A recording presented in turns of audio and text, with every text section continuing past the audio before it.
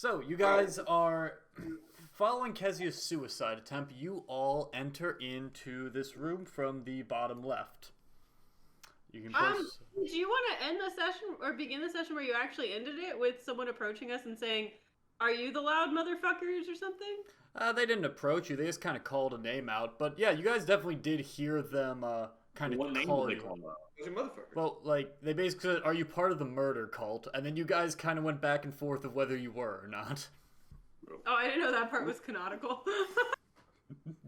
What isn't? But yeah, as you guys kind of move forward past Kezia's suicide attempt, as she is junted into the narrative limbo of the waiting room. Kezia, don't you ever do that again. Bye! You can be quiet, and we will talk about this at a later time. Now, sir, who are you, and why are you talking to us? We are not a part of the murder cult. Well, actually, Right? Do you want to go back with Kezia? please. Also, Sunny and Zeka, thank you for hearing the explosion and running from where we left you at the beginning of the cave to right here. Yes. We That were was very astute of you. covering your back. Yeah. I still haven't gotten an answer on these barrels. Why are there 7 of them? Well, we were talking to the We just got here, and there's this man over here. We are not a part of the murder cult, sir. We murdered the murder cult well. You're gonna ignore my question. You understand that doesn't inspire a lot of confidence, right? I mean, to be fair, if we were a part of the murder cult, we would say that we're not, and if we're not a part of the murder cult, we'd also say we're not. So you really kind of asked a dumb question. You all strike me as very incompetent and would confess. Well, Precisely. who's more incompetent, us, or the person living where the murder cult hangs out? Do you want me to murder this guy? Not yet. Also, we wouldn't necessarily renounce ourselves if we were murder cults because growing up a part of like a zealous community, we were very excited about what we were doing. What we happened to be doing was art, but I imagine if it had been a murder community, we would have been very excited about murdering. Are you talking about... Oh, wait, no, yeah. What's your name? Good cave dweller? If you guys look further And why in... aren't you wearing any pants? If you guys look a little further in, you see this kind of section with the different material. At the in this kind of subsection of the cave, you see like kind of bare stone. There actually are those barrels that kind of dried blood spatter. This kind of just stone element right over there. But at that section right here, you kind of just see this weird kind of black metal just kind of ripped outward into the cave, kind of squared away and kind of tucked against the edge as if it was like blown open and someone like kind of peeled it to make an opening right over here. David, when you say black metal, do you mean more like a panel that was against the wall that had been peeled away? Or like something like a spire? Like the hole opening a door. Like kind of if you guys get up to it, you see it's like a solid inch of whatever this kind of metal is, like some kind of steel variant that has just been like blasted out, and it's kind of weird because it is just blasted out in the middle of this cave and otherwise with bare stone. Like, Does it look like it's been blasted out or like pool? Like does it look like the impact that opened it came from within or from the outside and yanked it open? Outside and yanked it open. Okay. Like, think someone popped a crowbar into it and just applied force until there was an opening. I have a mental image. And yeah, if you guys head over there to the opening, you actually do see this figure appear just at the opening. I'm going to enlarge that just so you guys can kind of get a better view of what they look like. They're huge! But you see probably about 6.5 feet tall, this dark humanoid figure with... At first you think that it's kind of just like armor or something that they're wearing, but it seems like all of their skin along their face, clearly like a humanoid expression like that of an orc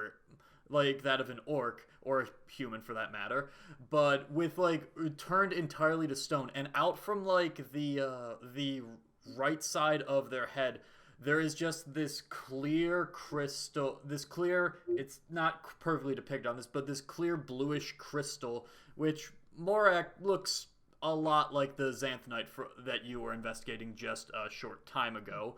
And they are standing just kind of at the threshold of this entrance. Sunny, Morak, make a history check, both of you. Sunny, you have advantage. Also, DM, as just, this is about to be very important, and Adam always needs to remind himself. Malachite and Xanthanite, which one does which? Malachite is the anti-magic. Okay. Xanthanite is the magical alloy. This one is Xanthanite. This is the one that Morak was just fucking with a little bit ago that glowed blue. Cool. Thanks. Yeah. Could I make like a medicine check to figure out like if it's like a disease or something? Yeah, go ahead and roll medicine. Who was the 7? That was Morak. He doesn't remember. Okay, and Sunny. Yeah. You notice that the clothes, they're very tattered and very worn, like patched over. Think like a pair of jeans that you like tore a massive hole through, applied a patch over, tore another massive hole through, applied a patch, and you just never stopped doing that. So at the end, like, you can see it was once like this material, but it's so like worn down by time. But you see just kind of on the on his right shoulder area a small like chevron with markings, and you recognize it to be an Imperial military insignia. Morak, you don't recognize it. Just not focused on it right now. The big crystals in the head might be more interesting. Do I know? Can I tell what rank he is? Lieutenant. Lieutenant. I'll say. Did this person introduce themselves yet? Not as of yet. Did we ask them? Like, I think Morak said, "Hey, what's your name?" If that helps. Sunny said it, yeah. Oh. I asked him why he's not wearing pants. He is wearing pants, but they are, to be fair, pretty worn down at this point. It's like someone needs a good trip to a store that sells jeans. Yeah, well, that sells jeans. That'd be great. Sonny's gonna be like, Eddie's lieutenant. I think Sonny's still. He hasn't gone back into. He hasn't put up his disguise in a while. Okay. I guess he still is wearing his poncho, so he'll And his leather jacket, probably. And his many furs. I think it's still probably pretty obvious what he is, even with those things. No, he'll take off his wide-brimmed hat. Say, Eddie's lieutenant. Head just kind of turns towards you and is just like, Imperial? And Well, they didn't very well make any other of me for the other side, did they? Artuk. Anyone actually, just insight. Zeka. With a 17, nothing you've seen like there's no like crystal disease that you can think of. Now, with that, there are, there have been studies of like exposure to magic can sometimes have odd side effects, you being a prime example. And even before the tear, there was like people who have like become partially or wholly crystallized is in the lexicon, but not like super discussed as like, crystal blah blah blah. Like, Gotcha. No, that makes sense. That makes sense. Yeah. Yeah, who are you? Well, the name's Jebraska, Oh. like Nebraska, but with a J. Jebraska? Jebraska. And what is Immediately pulls Nebraska? out his sword. I don't trust no one named Jebraska. You said Nebraska with a J. What's Nebraska? Well, it was once my home before all this happened. No, I don't know. I just see people seem to understand it based on when I explain it like that. Fair. Yeah, Nebraska is a small region in the wildlands. Yeah, there's basically nothing there. There's 6 people, so this is like 15% of the population. I mean, I having grown up in the wildlands, it's kind of like a generalization about the area, Morak. They have a lot of cows in Nebraska, but that's about it. I think we're losing sight of. Why are you here? Jebraska Niles, Imperial Military. And he just kind of is just still set just at the threshold. Well, Jebraska, let me introduce us. We're a group, and we're going most recently by the new Panther generation, and we've been wandering around this great world trying to help people and occasionally make a positive impact. And we were here investigating the weave scars and what brings. I'm Ode, and what brings you here? Who the fuck are the weave scarred? Oh dear. Did a bunch of other folks come through here not too long ago? Yeah, two of the. Oh wait, are they the murder cult? Are they the ones? They are the murder cult. Okay, yes. okay. I'm kill piecing me. this together. The dicks? I mean, Pardon, what was that, Zeka? Oh, they tried to kill me, a child. So you know. oh, you're a child. Okay, okay. I could not tell. Sorry. Oh, well, I have to look at my robes, but scar from them. When Eric tries to show anyone his tattoo, unbuckles his pants. But yeah, we came down here looking to see what they were doing down here mostly, and figure out what was down here ourselves. We've been sort of on the other side of the opposing them for a while, and wanted to chase them out of here. Mm-hmm. Well, that would just be delightful after like the last assholes kind of chased them in here, and I've just been stuck dealing with just kind of locked in this old just kind of taps the metal, locked in this old girl because they they don't. I don't know. Frankly, they did not ask a lot of questions. They just started shooting arrows at me. So I don't know actually what their deal is. Wait, what happened with you in the metal? They locked you in the metal area, or you moved it? I locked them out of. Hold on a second. And he just he picks up, it like goes to the ground, and like kind of feels around for a second, picks up just a rock and just tosses it at the threshold, and it just like immediately bounces off it from just some invisible like force field there. So I just kind of locked them out when they tried to murder me. Well, I can tell you, we only tend to murder people if they try to murder us first. So, Well, I would say that's not entirely true. This is not inspiring hope. Look, I'm an Imperial. I think Sonny at this point is kind of like taking off all of his furs and stuff. He's just dropping them on the ground. How the hell are you still alive? It's been 30 years. How the hell are you still alive? You got a fucking crystal in your head. I think that's part of why I'm still around. Well, you're just a dude. Sonny like looks down at himself. I've been called a lot of things. Quite frankly, I've been called a lot of things, but just a dude is not one of them. I don't understand this very much at all. Look, no, please explain yourself. What are you doing here? We know that the Weave Scar, the people that have been here, have been excavating this area for some time, and they've gotten some artifacts out of it. How did you make an invisible barrier? I didn't make that. This place did. Okay, but you can pass through it? No, I can turn it off, and then anyone can pass through it. What's about Morat's first question? Yes. Well, I'm not gonna fall for. Before he does that, he addresses like, "Well, I'm not gonna fall for that. If I just hit the button to stop that, you'll just rush on through, and then I have eight, 1, 2, 3, 4, at least 5 random people here. Unless we have a measurable, what's the word?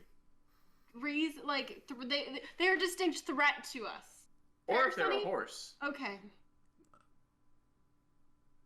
Well, anyway. So please answer the actual question. What was your question? Sorry, I just did not. There was a lot.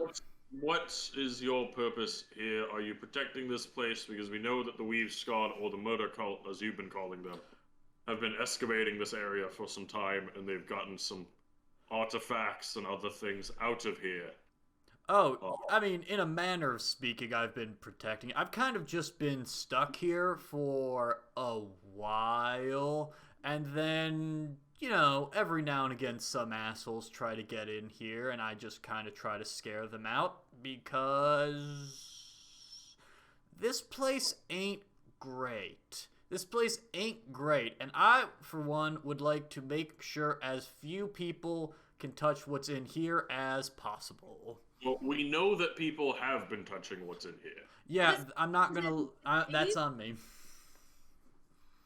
So, what are you letting them touch in here?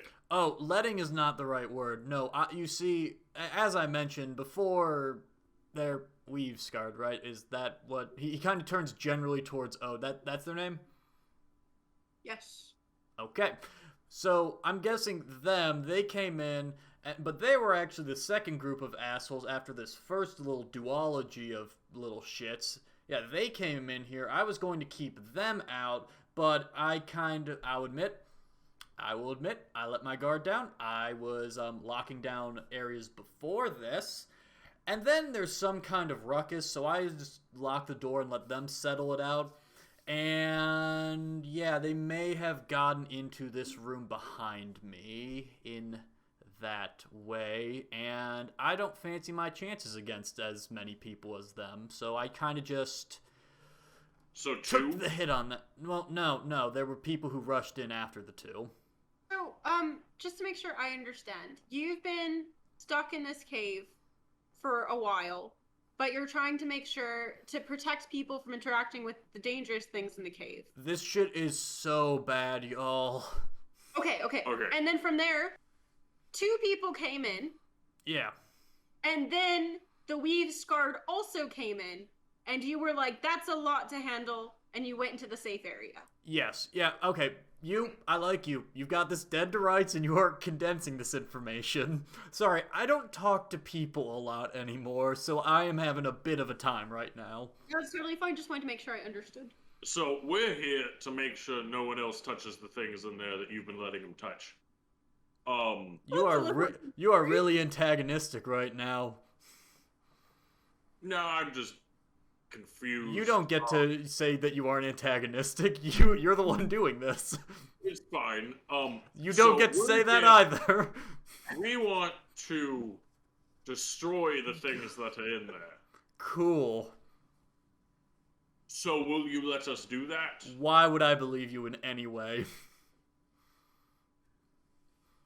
Literally all this stuff, like, you could break it, yeah, but also there's, again, like, by my count 5 or 6 of you, you could all just swarm in and kind of kill me and then take it anyway. Why would I be inclined to let anyone in?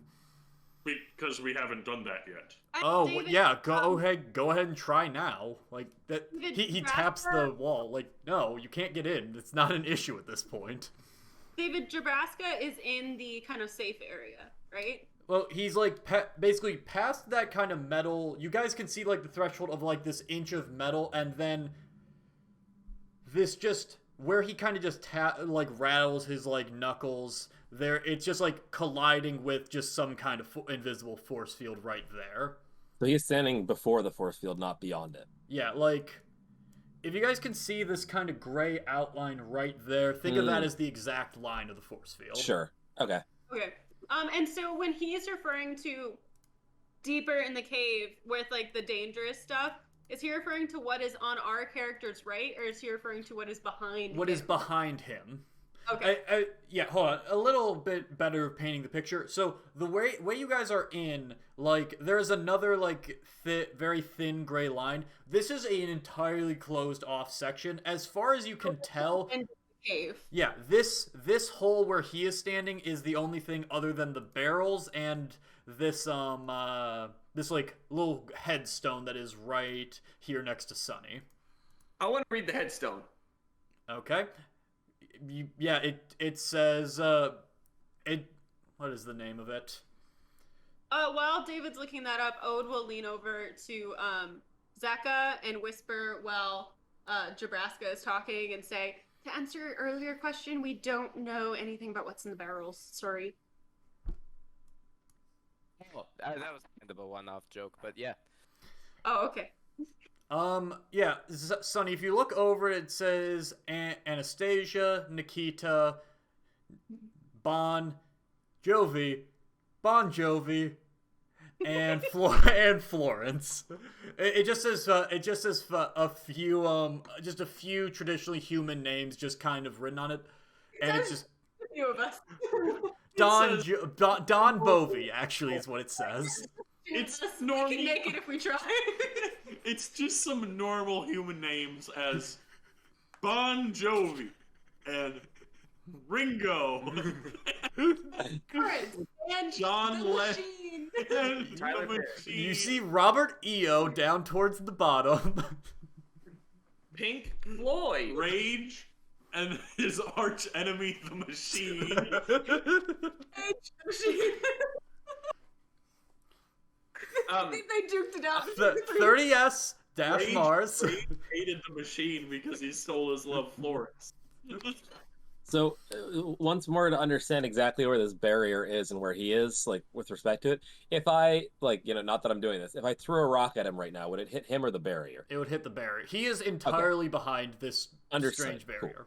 Was earlier too. Yeah. I thought he was in front of the barrier this whole time. That's why I was very confused at why he was like, he said there's a button. And Sorry. I was like, let's go find the button. No, he is basically like clicking a button behind the wall that you guys just can't see past. pretending to. He You may know, So we I concluded with him saying something along the lines of like, "How do I know you wouldn't just come in here and yeah, kill I think that's an extremely fair point. And for a moment here, I motion that we try something that we far too seldom do anymore, and that's on us. But that's neither here nor there. Is there anything we could do to make you trust us? Is there anything we can do for you? Can we help you in any way such that you help us back? Actually, Ben, I want you to reflect on that for a minute. And I was also curious as to how you're trapped in the cave, and if you know anything about like what happens when you try to leave, or how you got trapped in the first place. Perhaps let's go together and we can help you out, literally. Perhaps. Oh, well, I mean, no, if I hit this button, which I'm not going to, because again, you all could just come in and murder me,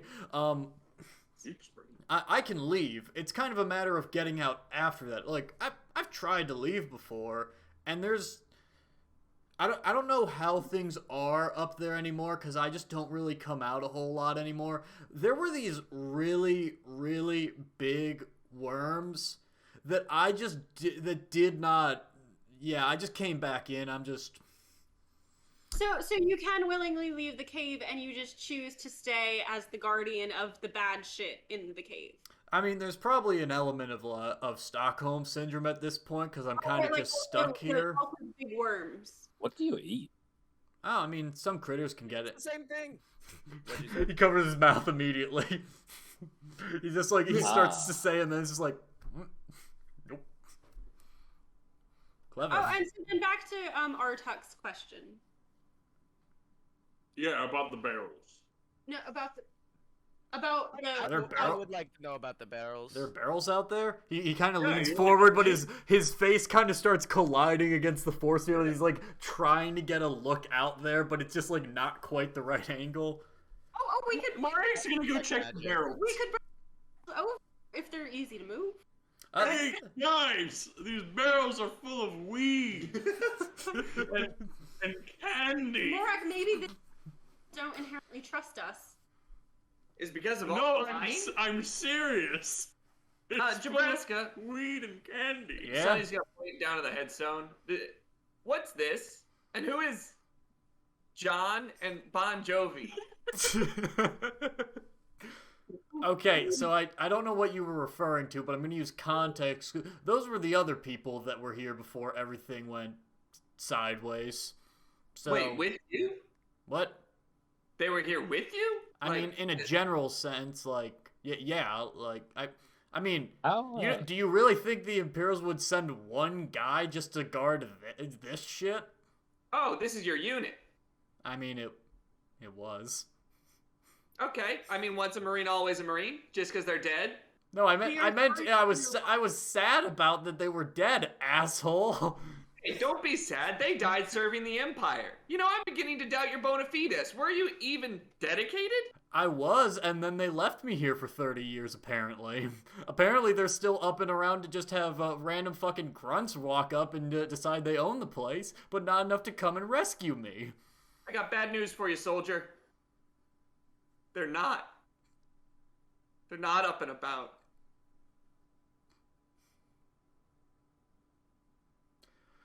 Well, fuck. Yep. Yep. You guys have anything other than bad news to bring me? I mean, You want some bread?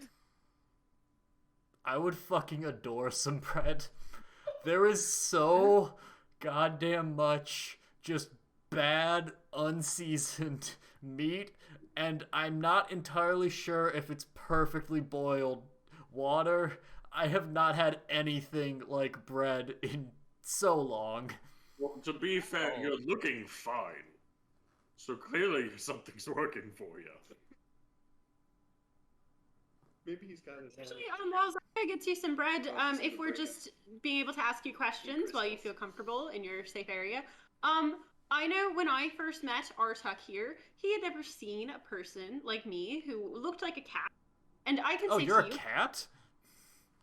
well, Wow. He's blind. He's a Christian. I'm not a cat. I am a tabaxi, and tabaxi look like cats, but we are humanoid. Okay. Tabaxi. Cool. I can say I've never seen a person of your structure who kind of has like But what do I look like? murals attached to you. Okay, yeah. Morak pulls out his shield. Ah. And just Oh, the mirror shows it shield. at him. This is what you look like. I feel like this wasn't accurately conveyed earlier. You see, crystals, as you said, and he kind of just like, well, they kind of dig into me, so...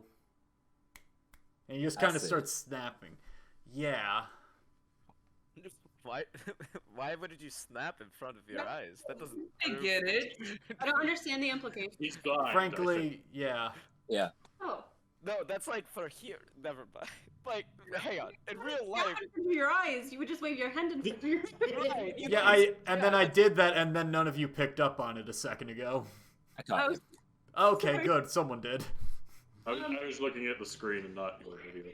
just to say, have you always been a mineral person? And do you come from a specific region? Oh, no. This is a fresh hell that I was introduced to by being here. Yeah, this is not how I was. It's a person of mineral. Thank you very much. Not a mineral person. You're so offensive. I'll circle back to what I was saying before. Is you- said that genasi is an offensive term nowadays. Can't call him that anymore, Mary. Sorry. Sorry, Adam. No, what I was getting at before though, we'd like to be in there. You reasonably don't want us to be in there and have no reason to let us in there. Is there a way for us to give you a reason to let us in there? I mean, like, I don't know how to answer that question, to be entirely frank. You guys have kind of just, like, I don't know. Like, what are you guys in here trying to get in here for, I guess? Just kind of go, like, what do you even want here? You just said break stuff, and that's not, like, inspiring as a motivation, no matter how good a goal. That's fair. So, to make a long story short, this is not the only place like this. There's a few of these sprinkled throughout the world at large, frankly. And we started happening on them and realized, like you did, there's bad shit at the bottom of most of them. And we decided to take a slightly different approach to you. And well, you decided, well, I'll just never let anybody touch the bad shit by killing all the people who try or turning away all the people who try. We were like, well, what if we just kill the bad shit so people who try don't find anything? And then after that worked on one, we weren't stuck protecting it forever, so we went to the next one, and the next one, now we're here. I would also like to say that the worms really are why I am stuck here. I have no particular loyalty to this place. I kind of just have to make do with what I have. But I see Fair your enough. point. we can help you get out.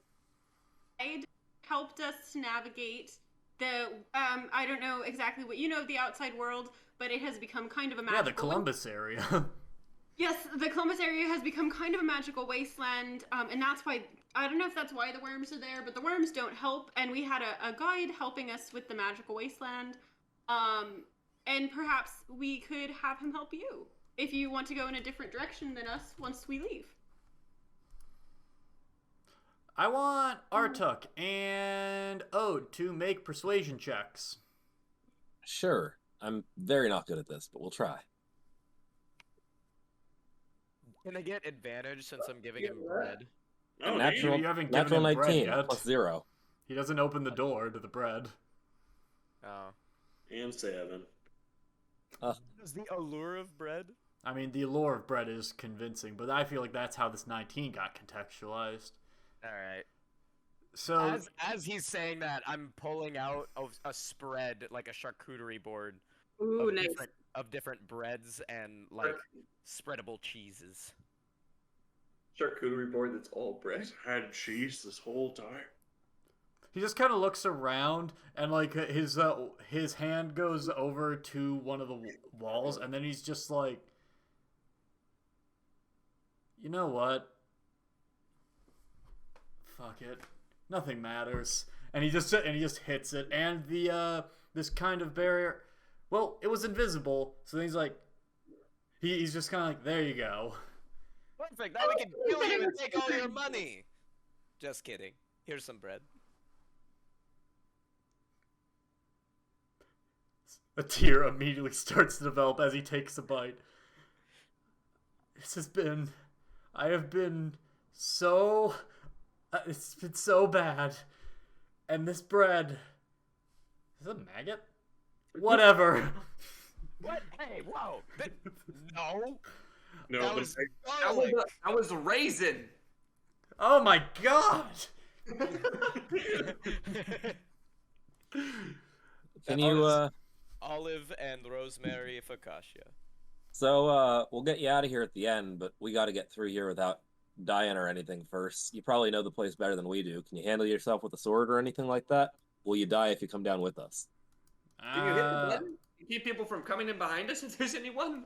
You seem to be Oh. pretty good at that. and show us where the button is so that we can leave. And if you'd like to leave now, you're certainly welcome to. The guide that we were talking about is outside. I'm gonna wait a minute. Before to make sure that you got, yeah, I'm just gonna wait here. I feel like I can be of value here more than just walking out to say hi to someone I haven't ever met before and saying, let me leave. Well, I was saying you might, increase our odds of actually getting out of here if it's dangerous. If you come with us and tell us where the dangerous shit is, and then, if we're your ticket out, then we'll come back up with you on the way. Sure. Cool. Sure. So, do you have a safe place where we could perhaps rest for the night? Do you guys walk in? I do. Wait, Wait. I roll insight one time just to make sure this seems above the table. Go ahead. Sure, because I've been watching him pretty close. 26. I mean, as far as you've seen, like, Okay. bearing in mind, this is a crystal man in the middle of these weird ruins that have Sure. been known to be fuckety. Yeah, but I just mean from visual tell type stuff. Noting that it's much harder to tell when his physiology is different than You anything I'm used feel to. confident he's not doing a play right now. Okay, cool. Then I'm gonna walk in. Okay. Does everyone walk in? have we looked in the barrels yes. actually yet? I'll look in the barrels with Sunny. It is a bunch of a white powder. Hell yeah. Oh. If I only had a nose. Can I identify the powder? That's not how this works. I cast I'll identify. snort it. If you wait, you snort this? No! Are they all the same? Just Yeah, all of them are just filled with just this white powder. I will taste it. Can I roll history if I know about this powder? Go ahead, roll history. Can I roll medicine? Oh, or herbalism? Go ahead and roll herbalism. I'm still on advantage, but the first one would have been the first roll, I suppose.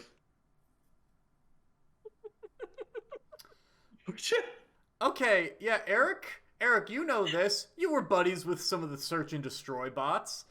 This is a little chemical called tannerite. Ah. And without going into the physiology of it, it's basically a quarter the power of dynamite for context of everyone else.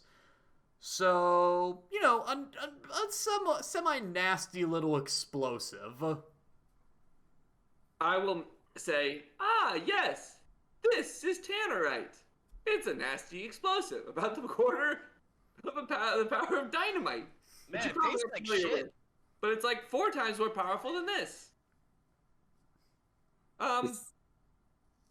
You know, I don't really have a good gauge for the power of explosives, Sonny. Well, Well, let's that's just One way say to find out. 7 barrels this big would be very bad to be standing close to it.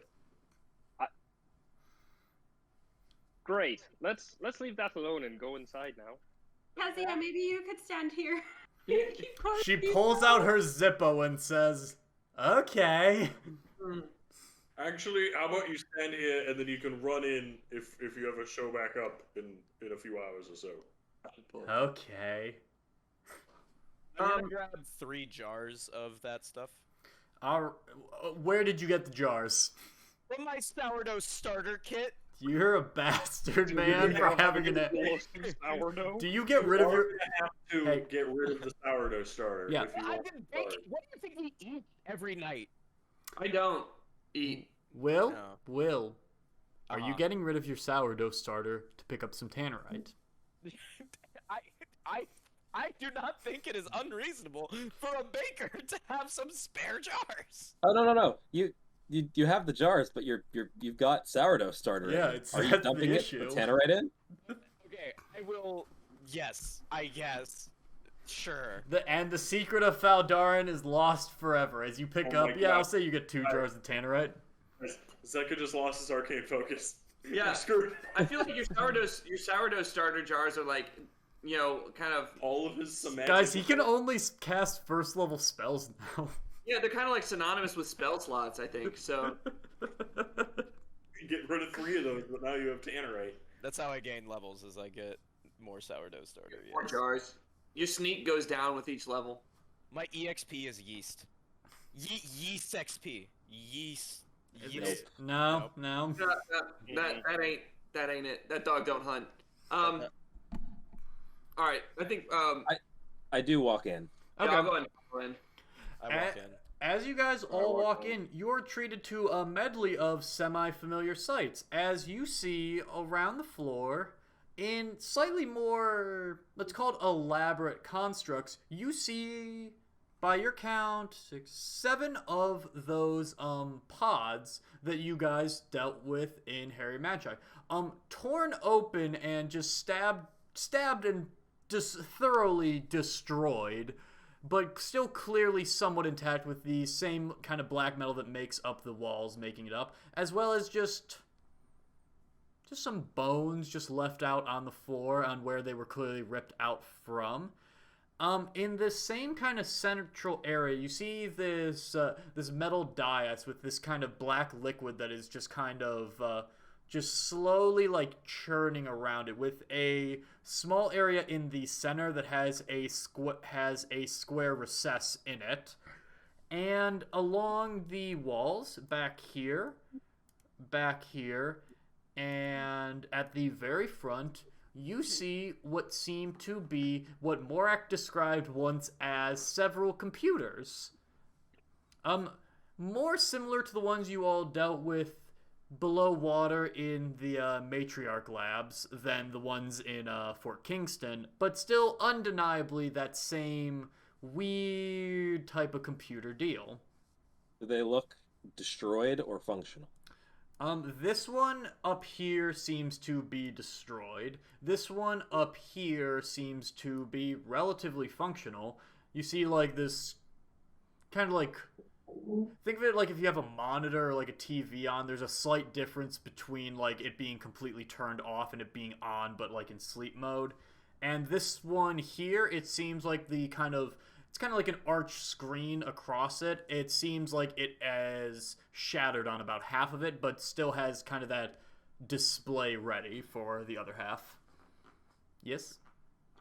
Were you mid-conversation with Jebraska about anything? Because I wanted to start asking him stuff. I didn't want to do it if he was like telling someone something else. No, he's just kind of letting you guys in, and as soon as you all are in, he hits, just like, goes to the wall and just kind of like hits a little like a little interface, and the you hear like a little whir, and you have the sense that the force field is back on. I want to pay attention to how he does that. Like, just specifically note how he activates that button. Roll perception. Once we get in, I would like Ode to just kind of like start like peeking behind like the little things in the center and maybe like looking at the dais, but also to kind of start a conversation with Jebraska to be like, so are you able to tell us anything about what you know about in here? Kind of just from your experience? Well, and if someone else wants to describe what they do while we have the conversation too, that's fine. Admittedly, I'll be keeping a close eye on Morak, making sure he doesn't fuck with any computers again. Understandable. Yeah. And unless anyone has anything specific, Jurassic is gonna talk. I'll admit I was a bit of a grunt vis-a-vis all this shit. Just kind of looks around. So I don't exactly have the head for it. What I know is this stuff is old, and it seems from my humble stuff, pretty bad. Pretty not great, if you ask me. Seems like the kind of thing we shouldn't be touching or should be actively breaking. So man, I'm really hoping you guys aren't gonna kill me in the next few minutes. But if you do, oh well, not my problem anymore. So Jebraska. Yeah.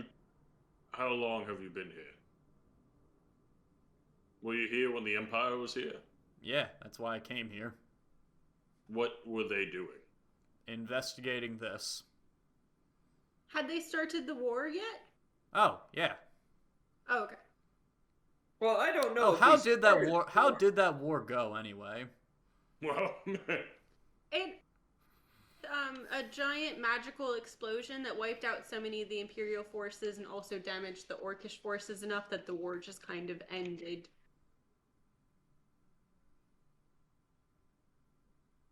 This place fucking sucks.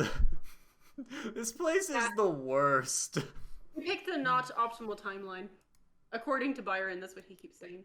What does that even... I don't care. Well, no, it's a bad timeline for me. It's a meh timeline for the rest of you. Seems like a pretty bad timeline for me and my homeland. But, you know what? If they're dead, I'm still alive. As long as you all don't murder me, you know... No, it's still pretty bad, actually. It's still pretty bad. So when you... it seems bad, is it just because it's glowing and kind of creepy, or has it done anything specifically? I mean, it was... Okay, first of all, the glowing and creepy, undeniably. Like, it's been a minute since I've had fresh eyes on this. Didn't hear a word of that. I said so you could see at one point. Yeah, at one point. This has gotten worse over time. Okay. Yeah, but yeah, no, glowy and creepy as hell. I mean, like, he just kind of gestures over to where the pods once were. Like, when we came in here initially, there were these weird things in them. I don't know, we just, now admit, I did not touch them. I did not deal with them a whole lot. As far as I know, we never touched them when they were here.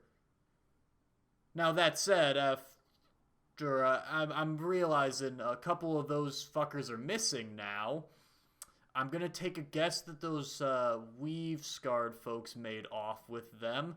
Don't really love that. Wait, David, so you said that there were like 7 places for pods, but only 5 there? I don't know if you guys can see on the map, but like these kind of glass with the brass section, that is supposed to be where the pods once were. The ones that are still there are there but busted open. They just didn't have a fleshy version of it. Okay, so... When you and the Empire first came here, were those weird purplish creatures in all of these pods? I mean, a lot of the, like... I think the ones that are left were already busted open at this point, but there were like two or three that were, best I could tell, intact. Again, thing could have been dead in there. I have no idea. So you're saying, sorry if I'm slow here, that the Weave Scar did get in this area and you were able to hide from them. Oh, yeah, and he actually just goes over. Yeah, so when I kind of picked up and he walks past through and he hits a button again, and this one is a more visible, it's kind of like a reddish field. Think kind of like the doors from Phantom Menace. Yeah, I was behind this one, and they were unpleasant with trying to get past this. Ah. Yeah. Well, if you'd prefer to stay over there for the time being, if that makes you feel more safe. It really, I mean, at this point, I already opened the door for you to kill me. What's another door? He's got a point. Well, I've got some potentially good news for you. We did kill 2 of these things. 2 of these things? Yes. Yep. We killed 2 of these things. Well, That were in these books. So, well, that just seems like a delightful state of affairs. I cannot stress how creepy this place is to be. And just knowing whatever made this is dead is such a delight. On such a hard day. How many of them got taken out by the Weave Scar? Got removed? 2 or 3. I see. That or 3 is mildly concerning. so I was David, using it as a bit of a table. I'm going to be honest. I don't know whether it was occupied. Fair. It looks like there are potentially 5 spots that could have pods. Here, and here. Those other 2 spots are just because the map was hard to make, like, synchronous. Sure. Okay. I will look. Can I inspect the ground to see, like, has there been wiring and stuff broken, or are these things just sitting there? There's a coaster ring where the ones used to be. There are definite coaster rings on a lot of them. But, yeah, you do see, like, exposed wiring from where it would seem that 3 were ripped out of. And the other ones, that same kind of wiring is still there, but still attached-ish. Kind of, the whole pod itself is, like, ripped open, covered in debris, in various states of destruction that they are no longer active, but, like, more intact in some ways than others. You should say what you just said. I said, I bet this guy's got terrible kidney stones. So, It's kind of just how it is now. It's more of just my kidney's a stone. He's got to break off his line of pee. I think that was not in character, David, if that helps. I can read it. I can read what he was thinking. Even though I can't see him, apparently.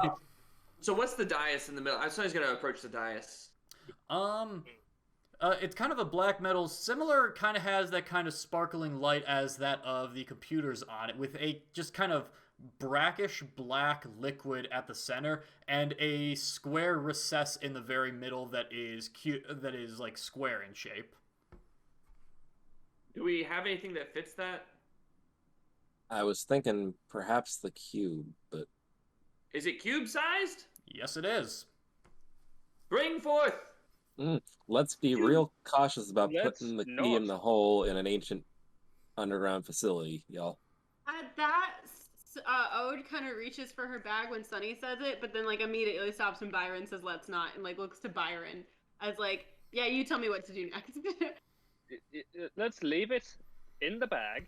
Let's not put any, like Artuk was saying, any keys and holes and fucking with shit that we don't understand. I like that one, actually. By all means, perhaps before we delve too deep, might be a moment to reflect and figure out exactly what dangers lie before us and what is and isn't a good idea. If Zeka, you often can do some sort of communing where you can ask some questions about stuff. This might be a time for that. Yeah, I could do that. Sure. We could ask about whether there's anything alive down below for us to be worried about fighting. We could ask about, you know, what might happen and if it's going to be extremely bad if we put a key in the hole here. We can ask, you know, any general questions we have about this place. Are there still Weave Scarred down there? There's a lot of useful information that we can get out of that right now, very specifically.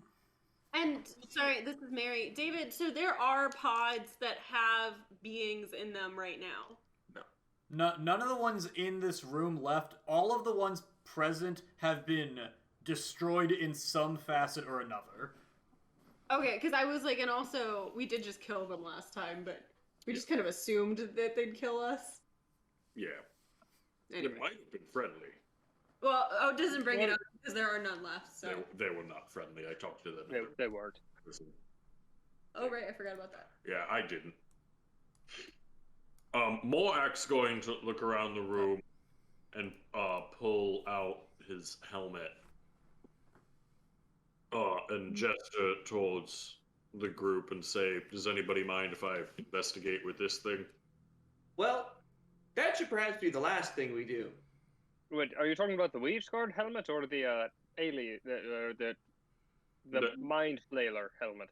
The Mind Flailer helmet. I was able to see psionics pretty well with it. I don't know if I could figure out before we know that the cube creates a mind control thing. I don't know if this is something that amplifies it, but also the cube might have already been in there. I'm interested to see if Zeka can do his magic first. Yeah, and perhaps that can be the third question: is using that helmet in here going to be to ill effect? So I'd say the three are, is it going to be problematic for us if we put the key in that hole? Is it going to be problematic for us if we go moving around through here with that helmet on? And is there something big and bad waiting down below for us that we're going to be fighting if we go down there? Right. Yeah, I like this. Just give me 10 minutes. If y'all wanted to investigate anything in the meantime, that would be fine.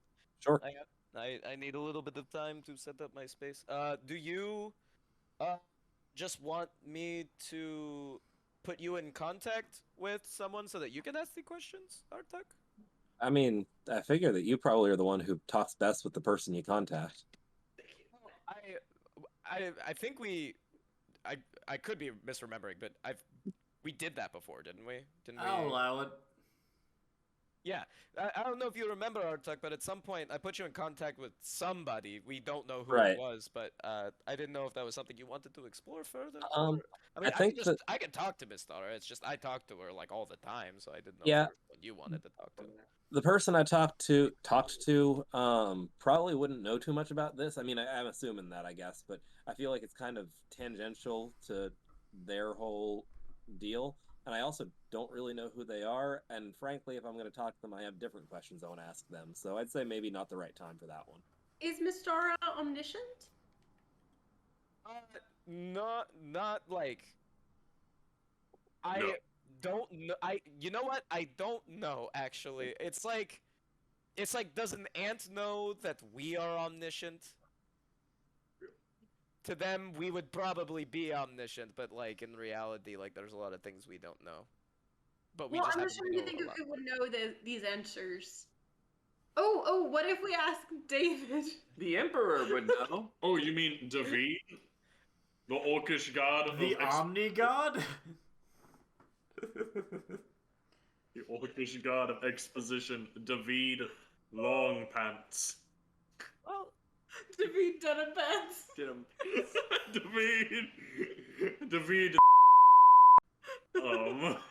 Orcish god. I believe you mean. Yeah, Also known by his comrades. his greatest cleric. Chicken neck.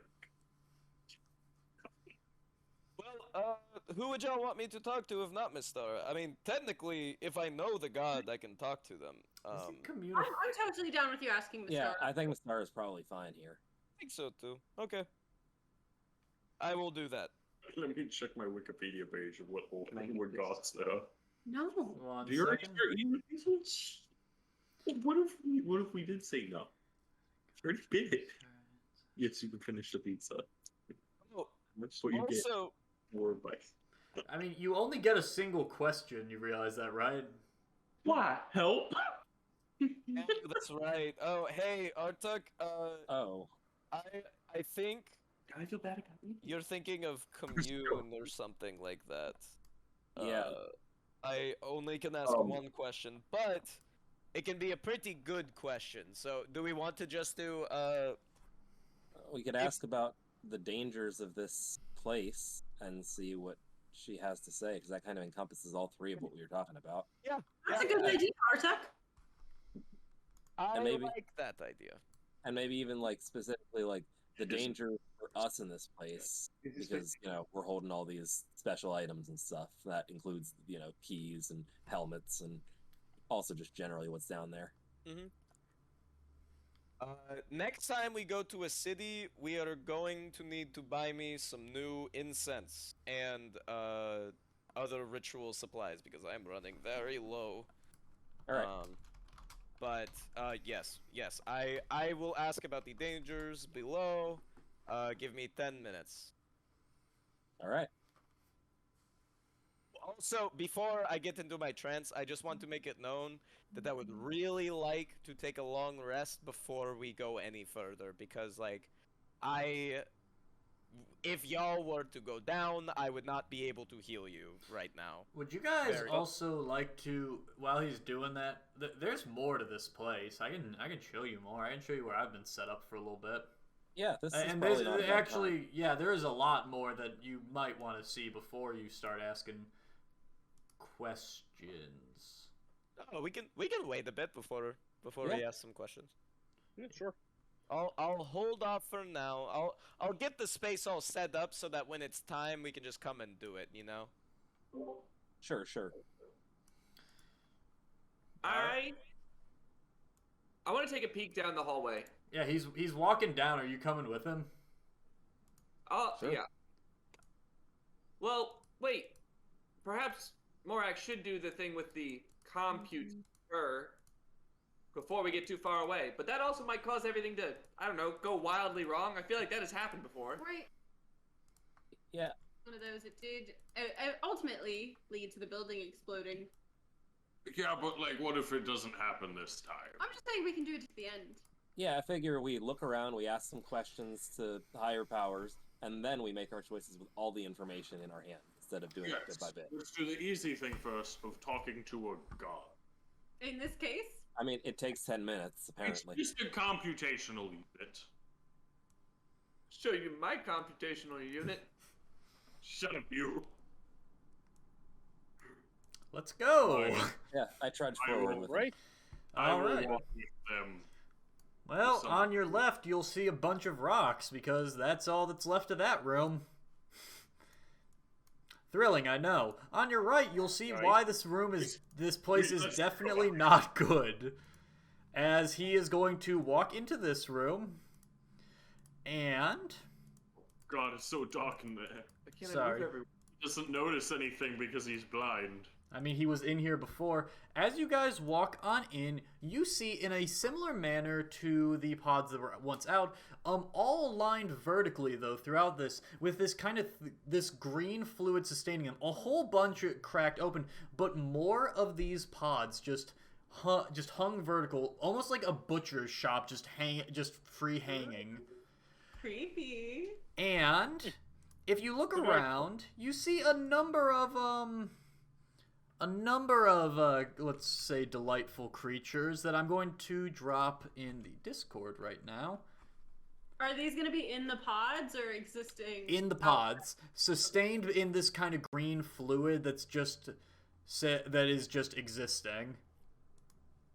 Are any of these Mind Flailers in here, or are they all creatures? All of these are different creatures, and I will say, has this sent? Hold on a second. Okay, yeah, it still needs to... There we go. And I will definitely say, as you go down the line, you do see two that look odd.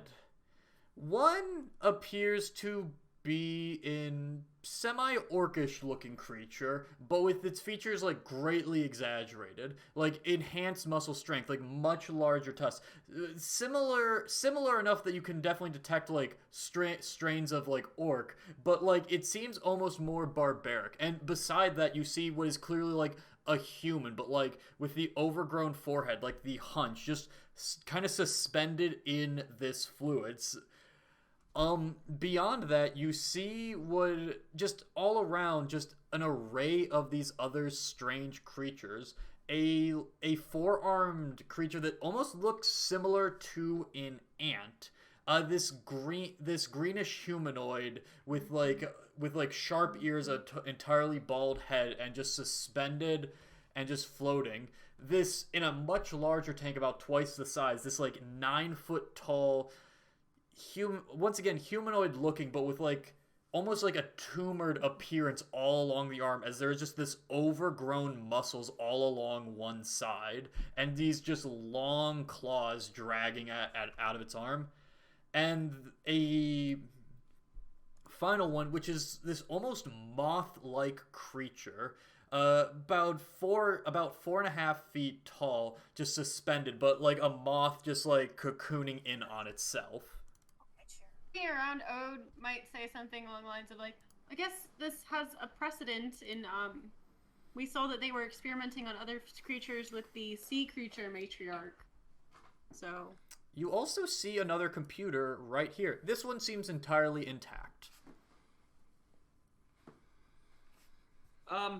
There are also duplicates of these creatures in the pods. Of like, there's 2 or 3 of the moth-like creature. There's 2 of the orcs. There looks like 4 or 5 of the ant creatures. And just again assembled and destroyed pods in just different areas. How many green guys are there? Green. Do you mean the orcish or the weird ones? The green elves. 3. With the numbers don't make sense for the amount of pods on the map, but just roll with it. If I like take a minute to look at any given one of them, do they seem to be alive and just in a stasis, or do they seem to be dead bodies floating? It is hard to tell the difference for that. I see. There's no like motion whatsoever. There's no in and out of like breathing. There's no in and out of breathing. There's light bobbing, but like that could also just be in general things move around a little bit. Jebraska, do you remember when you were here years ago at the Empire? What did they do with this area? Like the Empire? I just want to, like, you have been here for a long time. I know that they were researching things. What did they find out about this area? Honestly, we were not in here long enough, and I wasn't the person getting told the answers. As far as I know, they were just starting to get set up. They honestly were more focused on the big one in the back. The big one? There's a big one? We're getting there, right? Follow me. As he passes by, also, do not go down there. It's not creepy, it's just fucking irritating. I've been building this goddamn wall to keep those critters out for months, and they always get through eventually. Just please don't break it down. It will be such a goddamn hassle. Can you tell us a bit more about the critters? You guys ever seen a beaver? No, not a beaver. I'm thinking of a porcupine. You guys ever seen a porcupine? Sure. What are you talking about? A groinub, Morak. You mean the spiky thing with the big flat tail that bites wood? No, builds dams? Groinub, not groino. Just the spiky thing then. Tiny spiky. Okay. Yep. It's kind of like that, but about 5 times the size. 5 times? That seems too much, but I've lost my sense of scale in these trying times. That would be utterly terrifying. It's big. It's really big, and it shoots the spikes at you, and it really hurts when they hit you. Let's avoid that. Yeah, again, I cannot. Again. Yeah, there's the wall there. Like, I mean, I've killed some of them before, but they're not like easy. They're not fun to deal with. You usually end up getting a spike in the shoulder. Anyway, let's move on. Do you guys appreciate my improv? Yes. Yep. Down there, that's the way you get into the lower level. I don't go down there because they don't have ladders, and I'm pretty sure if I just jump down, I'd break an ankle and die. Or I don't know how I'd get back up, so I don't go down there. Same for this side. Wait, sorry, was there just like a pit? Like a hole? It's just a big old hole. This is Jebraska. It's just a big old hole that just dropped down. I don't know why they designed it that way. Morak will look around for something that he can make a torch with. I mean, can I find a stick? I cast light on a stick and give it to you. Oh. Well, that's good too. I'm gonna drop it down the hole. It drops about 10, 15 feet and just collides with the ground. Again, just kind of this same, like, black metal. It's darker down there, obviously, because there's no light in it other than the torch. But it's not like something just immediately scampers over and eats the torch or anything. Yeah, I haven't gone down there just because I don't want to die down there. Again, not like a specific danger, but I just don't know how I'd get back up. David, what are these red things near the pit? Each pit. Yeah. These orangish lights. So I never figured that out. Some of the more smart members of the team, they were thinking that was what powered this whole thing. I have no idea. Those don't work as far as I know. I don't know how all this other stuff is still on. Can I investigate? Like, is there any runes? Is there any markings? Like, what are? Paint me a word picture. I will cast Detect Magic on it and help him. Okay. Once again, you do not pick up on magic. Yeah. Morak, as you go through, you do see just different psionic runes just kind of carved into the base, and it's like this, like 8-foot radius, just kind of like egg-shaped thing with a lot of this dark metal, lighter metal, and just these runes carved onto the surface with this kind of inlet connected into the ground and like wiring going straight into the ground and clearly the lower level. It seems inactive, but the runes don't seem damaged in any way. It seems like just at some point it got turned off and never got turned back on again. You're not sure exactly what all it does, where it's going, how it all works, but you can sense that whatever it is currently inert. It turns to Artek and she's like, "Hey Artek, maybe help me with this." And she goes over and stands at the edge of one of the pits and like indicates to Artek to come over. And then pulls out a coin and she says, I want to see if we can maybe hear how deep it is. It was 15 to 20 feet that I dropped a torch down it. Oh, I was laughing at something Eric said during that. Never mind, ignore all that. Morak points to the other pit on the other side. He's like, I dropped something down there. It's approximately 15 to 20 feet down. Our friend Jebraska here couldn't go down it.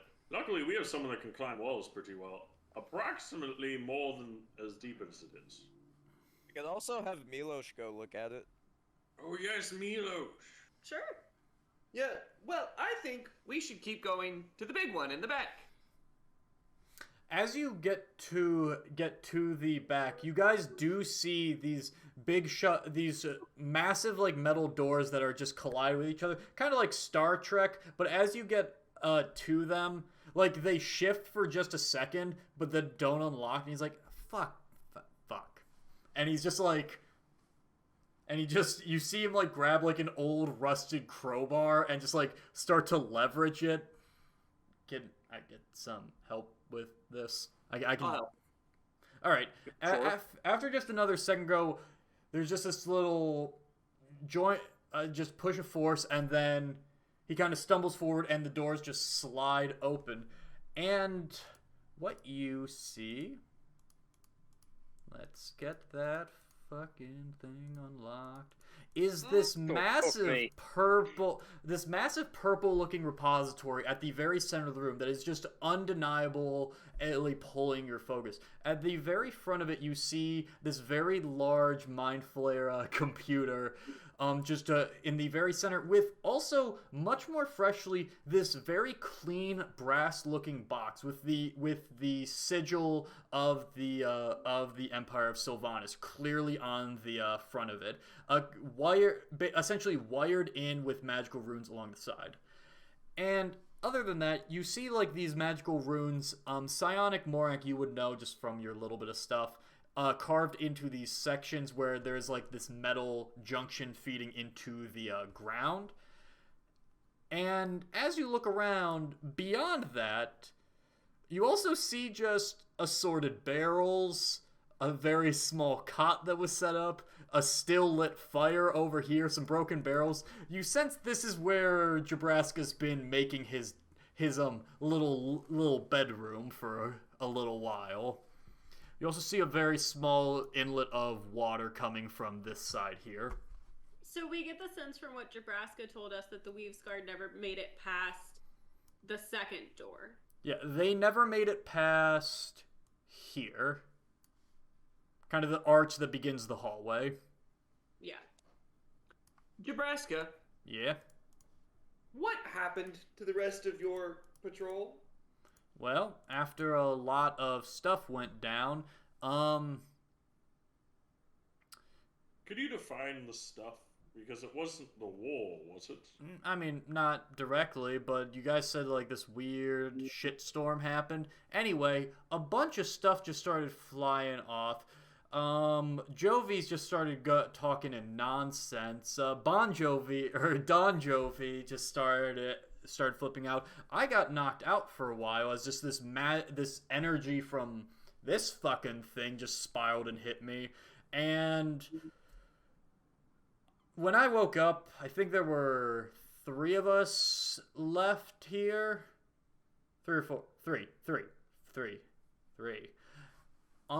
Yeah, as far as I know, a lot of them just started fighting each other and either cut and run or just fucking disappeared while others were fighting.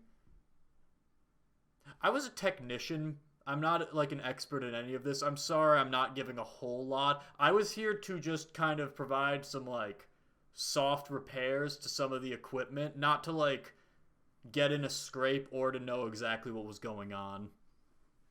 So something happened that basically like caused everyone to lose their minds. Seemingly you got knocked out and there were only 3 of you left when you woke up. Yep. So what happened to the other 2?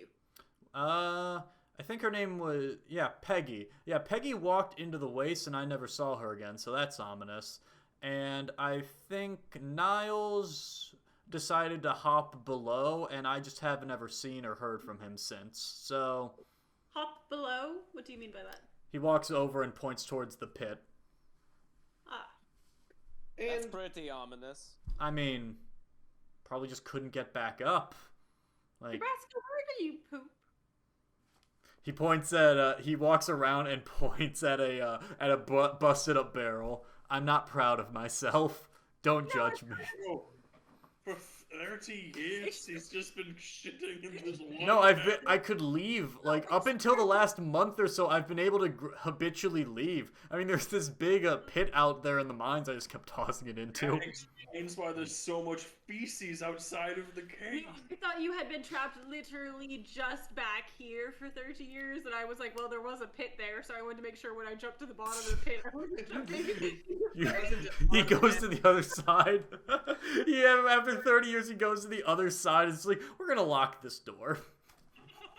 So, Jebraska, Yep. tell me, is after this whole thing where you got knocked out, is that when you became a man mineral? I mean, I prefer the term maneral, but it took about. I mean, it took some time to get there. Like, this thing started growing, and it just kind of never stopped.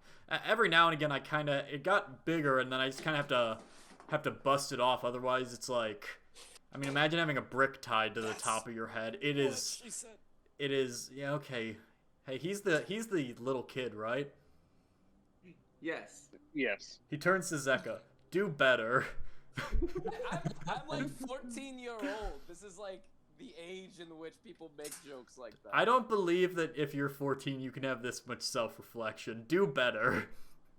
I've killed a man. Who in this room Killed many men. hasn't? That's, you know what? Go to the shithole. You're grounded. Inspiration. Grounded. Go to the shit. Believe it or not, straight to the shithole. I'm sorry, I interrupted you. Can you please continue? I don't even remember what I was saying. So, Something about having to break it off. and you didn't really know what you were coming here for when you were sent here, did you? I was just supposed to make sure that box, if it started going haywire, got fixed. He taps the brass box that's kind of affixed next to the computer. What is the brass box?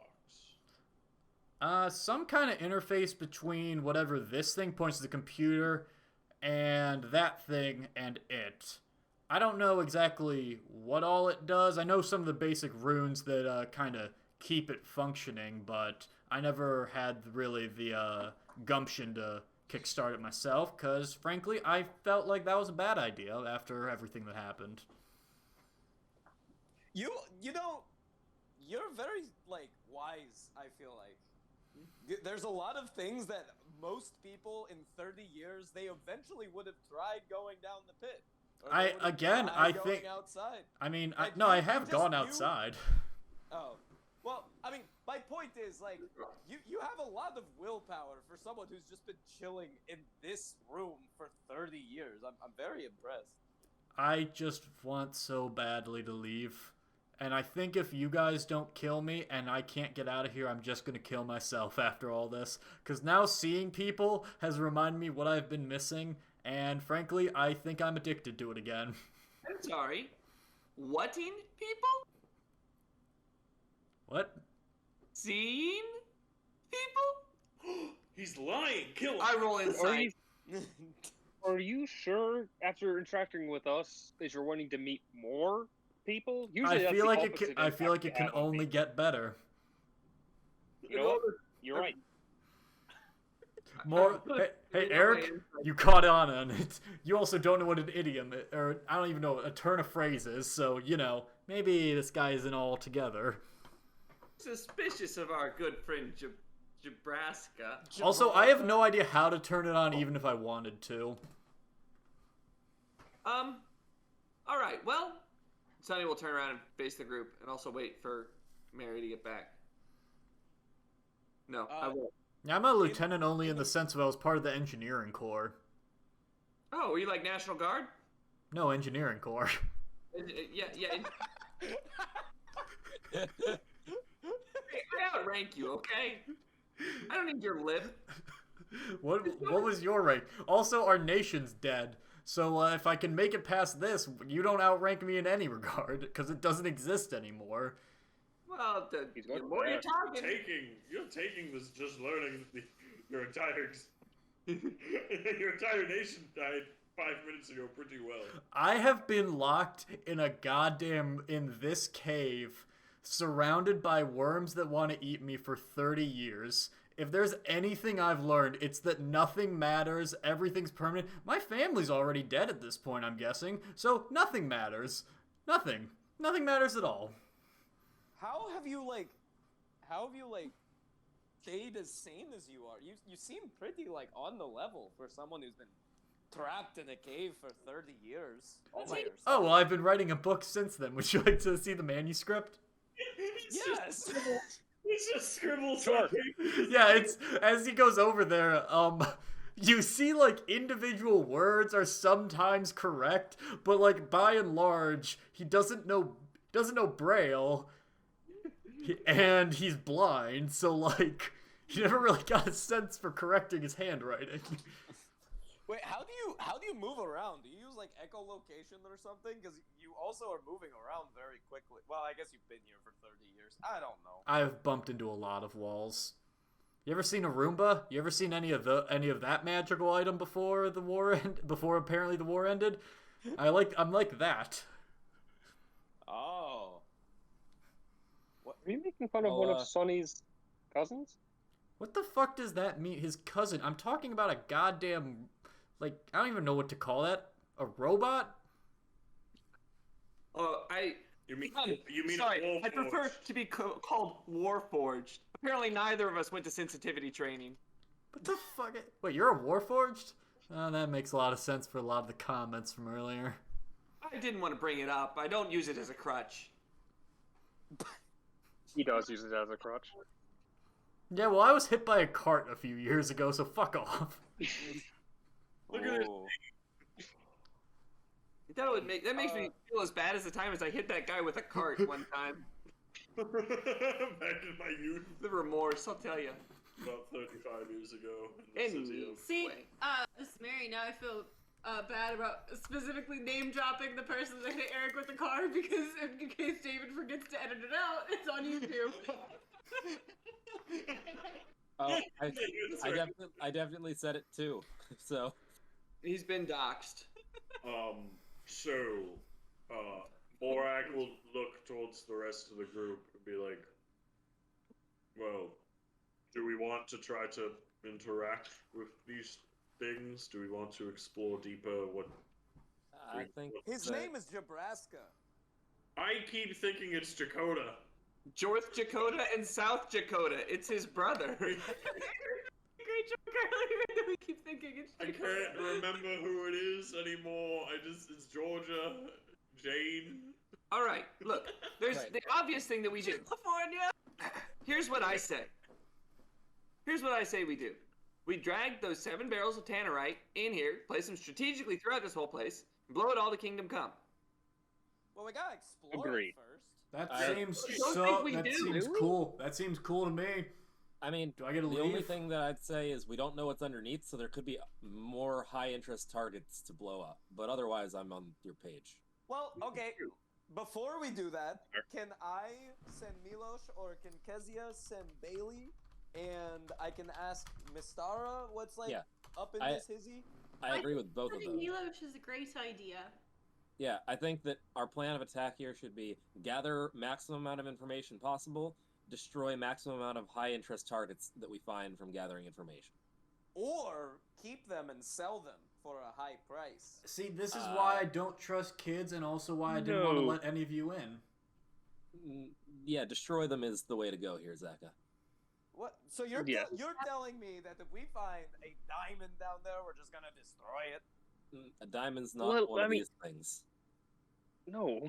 Oh, I thought you just said high interest targets, like. Yeah, I meant high interest as in things we would give a shit about destroying here, which is Weave's Guard or Mind Flailer nonsense. Okay, well Wait, what did you call them? What if there's like a treasure hoard down? Wait, We call him Weave's Guard. Oh, okay. I thought I misheard you. Oh, did you think we said Mind Flailer? What the fuck? What? I'm gonna send Milos now. Too much to explain. No, you're going to explain that to me. Cut it over to Milos. Yeah, I'll send Milos down and I'll put my hand on Sunny's shoulder and start exploring the place. Hand on Sunny's lower back. Like on his you put it in the sweet spot. You know, mid sweet ribs. Yeah, Which I one slowly do you draw circles with my finger. Which one do you go down? Sunny's eyes turn pink. One's full and one's not. I'm gonna go down the up one, the shit one. Which one smells worse? As Dirt Road Anthem. As you drop down, you see a bit of a hallway, structured pretty much identically to as above. But yeah, as you drop down, you see there's just no ladder. It is pretty much just a hole top to bottom, and you're just not sure how to get back up if not for someone holding a rope or something up, or Milos can float, obviously. But yeah, as you move forward, sorry, go ahead. Well, I was just gonna say I'll have a move forward. So you read my mind. Excellent. Yeah, as you move forward, you just kind of see, there is just kind of parts of the wall that are caved in and just little bits of stone that have fallen through. Clearly this has seen better days, this entire section. But as you round the corner, you see something a lot more interesting. As you see... Oh. You see very specifically another one of those pods. This one, as best you can tell, perfectly intact. Perfectly intact with yet another one of those interfaces that Morak loves to let his brain get melted by, affixed directly to it. With also that kind of, as above with the very large interface with the kind of purple glowing stuff, a similar level of runes connected into this thing. And connected into the floor specifically. And here along the edge of the black, you see a sheer metal door. Okay. You also see along the floor, like, just like this moisture, like, trail leading from the pod towards the door. Oh. And the pod is intact but empty? Intact but empty. Ideal. I'm narrating what's happening as Milos is going down. Sonny, would you be so kind as to roll a D100 for me? Yes, indeed. Also, I don't know if it's too late, but at this point, Milos would go stealth. Go ahead and roll stealth. 12. It's a low roll. Sonny, It's a low roll. Hang on. what's the equivalent of a headache for a robot? How would that look for Sonny, actually? How would that look?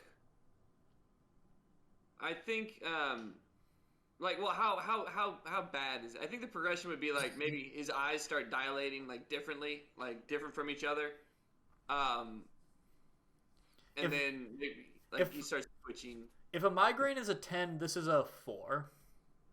Yeah, I think maybe his eyes start flickering a little bit, just like a little bit. His his eye apertures are like constricting and opening and closing and kind of slightly differently. Not like completely open and closed, but like twitching. Okay. As you just feel this kind of energy just kind of rush over your head and just rush into your mind, and your vision like almost begins to flatten, and like static kind of flares in front of you for just a moment, and then it passes. You definitely are aware, and that's happened like I think twice before, like on the route to and then within Fort Kingston, but other than that, not to your memory. Okay. Has that been associated with psionic things? Like yes, to an extent. Okay. I say, guys, it feels almost embarrassingly obvious to say at this point, but I think there might be psionics about. That's fair. Especially if Milos just saw that. Yeah. Weird That's moving creature. about. Moisture in the place. Sure. In footprints. Zeka, if you wanna... Oh, you can't hear me. He's going towards the door. Milos is going stealthy now. I'm gonna look just a little further and then call him back. Are you going like towards the door or towards the other side? Get out of there, Arctic Fox. It's the setup. Artuk Fox? No, you're Beef Skellington.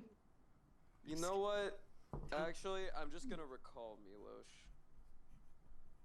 I'm Okay. gonna have him come back. Yeah. And I'm gonna snap out of it and say, hey, alright guys, I think before we do more of this, we should sleep. Yeah, I suppose if we I mean, things have been relatively stable here for the past 30 years, so... That's what I'm saying, right? Like, before we go perturbing the nest, let's sleep in it. Ultimate coincidence for something to happen today. Well, sleep in the nest. We can sleep like wherever the Weaves Guard were sleeping. That's also true and fair. I feel like wherever Jebraska has been sleeping, and Sonny looks towards the giant brain room, I mean, that's done pretty well for him. True. That's immensely true. I'm not sharing my bed. That's okay, we didn't ask you to. Well, selfish, then. Zeka. Yes? There was a moisture trail? Yeah, there was one of those tubes, and there was a trail leading to a door. So, by all means, we can, assuming the worst case scenario, there's a live and well Mind Flailer somewhere below us. I mean, I would like to posit that moisture typically evaporates. Yeah, actually, David. Not oil base. That's what I was about to ask. Is it slimy? It is most certainly slimy and like glittery. It's not like just water that just got spilled down there. Did it look recent, from what I could tell? I mean, what does that mean? I don't like I'm not a badass fantasy detective bread maker cleric, so. And neither is Zeka. Yeah. Do you want to heal yourself? No, I get what you mean though. Like it. Investigate or something. You can make an investigation, but you have disadvantage. Damn it. Squad. Not very good at invest. Oh, okay. So It literally could be it got spilled open. It could be that Jebraska's buddy Niles dropped dead there and left a blood stain there, and his body's just faded over. It's just not something you know. I mean, it probably happened like a long time ago, honestly. Well, based on what I saw. One way or another here, I agree with what Sonny was saying about we're probably safe for tonight. Whatever's been going on here probably isn't, on a time scale of tonight is the night it's going to happen if it hasn't happened in 30 years up to tonight. We are hurt. We just fought Amir. We just fought all of them, and, we could honestly stand to lick our wounds right now, and there's some shit going on down here. I like Sonny's plan of, basically setting some of those explosives around and taking out everything of interest, but there's obviously more we need to see down below first to make sure we hit everything. My neck still personally hurts from being broken, so I'm absolutely on board for sleeping. Yes, I would like to sleep, please. I'm okay with what the group wants. My main thought is that perhaps we shouldn't sleep near this psionic stuff because, unlike Nebraska, some of us do emanate psionic energy that might activate or attract or somewhat interact with this stuff. You guys can just call me Jeb. You just called me Nebraska. That's a place in the world. Just call me Jeb if you really are having trouble. Sorry. I was thinking of my homeland, Jebraska. I'm so sorry. Again, you can just call me Jeb. Just make sure to clap afterwards. God damn it. I agree with Ode too. I think let's sleep above, but so combine the best of both worlds here. Let's sleep, but let's do it above. I like it. All right. That's a great plan. Should I divinate tonight or tomorrow? I should do it tonight. That way I can do it. You should do it tonight. Yeah. Yeah. And just ask about what's down there and what the dangers are. All right, I'll do that right now. Fuck it. I do that. Can you hit the divination spell again for me? Yes. Give me a second. Yeah, and just ask about what specific dangers are there here for us, considering that we're, the wielders of some of these keys. And just dangerous things. Divination. Where is it? There it is. I will cast it as a ritual. What is your single question? Real quick, I'm just gonna. Nah, never mind. My single question is, what kind of dangers can we expect going down below to investigate this thing ruins facility place? Immediate ones. That was good, Zeka. Yeah. Thank you. Way to make it concise. What did you say, Miss Dara? Sorry, my friends were complimenting me. Give me a second. I mean, they You're fucked. That's what I said. Everything. And I turned into Luigi. There. Wahoo!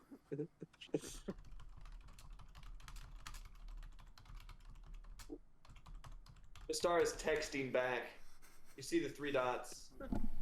I Oh thought my about. gosh, being left on red with your divination spell. Oh shit. Oh man. Star left him on red. That's okay, buddy. We'll go drink tonight. I Hop thought on about your only- contacting. Sorry, go ahead. Up on your only clerics. I thought about contacting. If if you're on Bumble, it's Mystara Mingle. No, it's Bumble, but the divine entity is the one that has to send the message first. Oh, so Christian Mingle. Yeah, I was gonna say cleric Mingle. Cuthbert Mingle. It's Mystara Mingle, guys. Oh, that's pretty good too. Okay, Zeka. After a few seconds, you receive this in reply. Excuse me. Oh fuck. Okay, hang on. I'm folding laundry, so I'm walking back and forth from my computer. Where did you send it to? No, I'm about to just say it. I just was waiting for him to be ready. I thought you said you. Okay, never mind. I'm ready. Yes. Muddled minds and otherworldly creatures, the power to bewitch, and the power to take ownership. Tread lightly, young cleric. Ooh. All right, it's going to be a lot of mind fuckery down there. What if we just? I think any of us told you that, unfortunately. Is that what Mystara said specifically? No. Can y'all just like I say one thing, and then y'all are like, oh my gosh, Mystara said that. Like, I have more things I want to say after the one sentence that I said. Can y'all just like chill for a second? Can't believe you all cutting off our good friend Zeka. You should be ashamed of yourselves. Go ahead, Zeka. What do you have to say? So there's gonna be some mind fuckery. And they can there's people who can take over our minds. That was the end of the sentence. Okay. Sorry. Well, sometimes when I go into the fugue state, I get a little bit like, wow. No, I'm sorry, Zeka. It's just with the giant pulsating purple thing over there is making me a little tense. No, it's fine. No, okay, so very specifically what she said was, I put it in the roll 20. Huh? I put the exact words in the roll 20, by the way. Okay, I'll read it before I start saying shit. Yeah, specifically what she said. Someone has to say it from memory. Well, it's too late now. Specifically what she said is that there are a lot of creatures, for the first thing, and they are not from our world, which could mean, I guess, a different plane, or a different part of the world, or I don't know. And also, they all have some sort of power to take over our minds. So, for those of you who are weak-willed, it could be very dangerous down there. I can do a little rhyme of counter charm while we're down there. Oh, what does that do? You see, I just freestyle while we walk, and because my freestyling is so bad, you're less likely to get charmed because you're just focusing all of your ire against me. But what if we're trying to stealth or something? Then he can just beatbox. Beatbox to your guys' steps.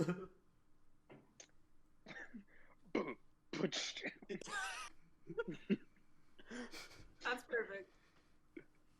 So do you guys want to take a nap? Yes. Yes. Okay. Absolutely. Let's go find a good place to do that. Hey, Jeb, if you want to come and join us for dinner, I think I'm gonna make some gorp tonight. What? Gorp is my favorite. Gorp is what my favorite thing is. I don't remember anymore. Wait, didn't we have Gorp the other night? No, y'all are thinking of Targ. Oh, I am thinking of Targ. Oh, you're right. Sticky fish with cream. Yeah. Gorp, I think, is a real life thing, isn't it? Granola something, raisins and peanuts or something. Hang on. He's just on board. But this is a real thing. Hang on. Oh, I didn't realize it was that. Ew. Oh, it's trail mix. He didn't make anything. He's just putting things into a bowl and acting like these are nuts I've been growing for weeks. I'm not How one. have you been growing nuts? I'm not since he was born. You know, I'm now realizing that tar would have been really bad because there's no way we could get fish or cream. That actually adds to it if you think about it. You know what? If y'all... I'm not one to really judge here, but this trail mix is just raisins. It's all raisins. If y'all really want your own dinner, you can make your own fucking dinner, alright? I'll take the raisins. I love raisins, especially if they're baking the oatmeal cookies. Now he's angry that we're complaining. I'm just saying I thought it might have been Targ and it's not, which is fine. That was my mistake. You just see, like, at this point, it's the classic mother image of, like, he's wearing an apron and holding a wooden spoon and just, like, staring y'all down, and he's just like, I do so much to cook every single night that and this is the thanks that I get, you know, I don't have to make dinner, I can let y'all make your own dinner, y'all can have microwave burritos for all that means, I don't know what that means. Where's the microwave? You know what, I will just jump in. Is that a gnomish dish? Goblinoid, actually. It's a very specific type of magic that quickly heats up food, but it kind of makes it taste not very good. Wait, the burrito or the microwave? The microwave. Well, both. So burritos make things taste bad? No, okay. Yeah, someone had a question. Yes, I did. Answer my question, Zeka. I'll tell you when you're older. I'm older than you. I didn't say you reach my age. I said when you're older. You know what? I'm sorry. I'm getting aggressive. I died earlier, and you brought me back. I should be very kind and pleasant to you. I'm sorry, Zeka. No, Thank you, by the way. It's fine. I don't know. Like sometimes I just get really mad for some reason. I don't know. You why. died? Yes, my neck. Imagine my head and my body like this, but my face turning the other way, while my chest still faced you. It was pretty bad. I didn't like it very much. How are Nor you did I. here? Oh, I healed him. This 14-year-old resurrected you. I think it was a baked good of some sort. I think it was He leaves. Jebraska walks out. Jebraska walks out as soon as you say, I think it was a baked good. He just leaves. 14 and a half. I think that this whole conversation brings up a good point, that perhaps when we complain about cooking and interrupt Zeka and not be grateful that he resurrects us when we die, we just need to take back and appreciate that we're all contributing different things to this group, and the fact that Zeka feeds us and resurrects our dead bodies is really important. So thank you. two equivalent things. I mean, to be fair, we'd be dead without either of them. Yeah, that's fair. Artuk's right. Yeah. Not me. All that said, I'm down for appreciating, but can we do it up topside? What nose? I would like to get away from this giant pulsating purple thing that's making me horrifically uncomfortable. I start Alright, walking yeah, out. Let's get the hell out of here. Bye, Jebraska. I left some focaccia. He left before you. Well, we don't know where he went. Do you guys walk out front? Yep. Yeah. You see him walking out front. Oh. Hey, bud. Where are you going? I was going out front. Oh. Now You're about to walk into a pickle barrel. Oh shit! Careful, some of those are explosive barrels, so... Not out here. What happened to pickles while I was gone? Good lord. Life is hell. Is that like your pet or something? Are there any Well, that was my fork. notes or scrolls in this area that kind of show what the Empire was doing here? Or has Jebraska used it all as toilet paper? I'm gonna be honest, he's using this toilet paper. He looks ashamedly at his poop bucket when we're asked about notes. Anyway, I guess we're gonna start setting up for the night. Would be my thought here, unless somebody else has something. No, it's sleep. Actually, if we're kind of setting up and getting ready, I think you'll see kind of Ode sit there for a minute, maybe not like help too much with getting ready, and she's kind of like maybe like tugging at her clothes a little bit, and she's like, guys, I just kind of want to think out loud here for a minute, if that would be all right. In terms of the reason I started doing this was to do my mission for the Cerulean Eye, and I still kind of want to be doing that so I can go back to them eventually and be like, yeah, I've been doing my missions, it's okay. And the goal of the Cerulean Eye is to preserve and protect aspects of culture and history, to protect things that are important, like culture and history, and to make the world, like, I don't know, better from trying to make sure, like, these things don't get destroyed or attacked and that kind of thing. So I am like down with like destroying the scary stuff because it's scary, but I don't know how the Cerulean Eye would feel about it. And I know you guys don't like represent the Cerulean Eye or anything, but I don't know exactly what I would tell them in terms of like, we found this laboratory. We did destroy. Well, do you want my honest opinion? Yes. Don't tell them. It's a very easy way around this problem. You just don't tell them. What would I tell them that I had been doing? Adventuring with a bunch of fuck-ups. Which isn't a lie either. We have been accused of being a murder cult. That's true. Yeah, That's but true. it's really... I like to think that the Cerulean Eye has a deal with... Not a deal, but they respect the Tuskbanes, at least in Cathartus. Yes. I feel like you guys would agree if we felt something was right, and we would agree if you felt something was right. Well, not you specifically, but the Cerulean Eye, and me as the Tuskbanes, even though I am a Tuskbane. Jeb didn't hear me say that, did he? Nothing matters, buddy. I don't care anymore. Okay, cool. I like the cut of his jib. Please clap. But, I mean, we are preserving it, but we're also making sure that it can't fall in the wrong hands. Like, you know how if you wanted to preserve a sword so that people could know how to make swords, you'd at least, like, make it dull first before you let children learn how swords are made. Right, yeah, I kind of, okay, so, like, the goal of the Cerulean Eye is not to, like, preserve something that is inherently evil so it continues existing in the world.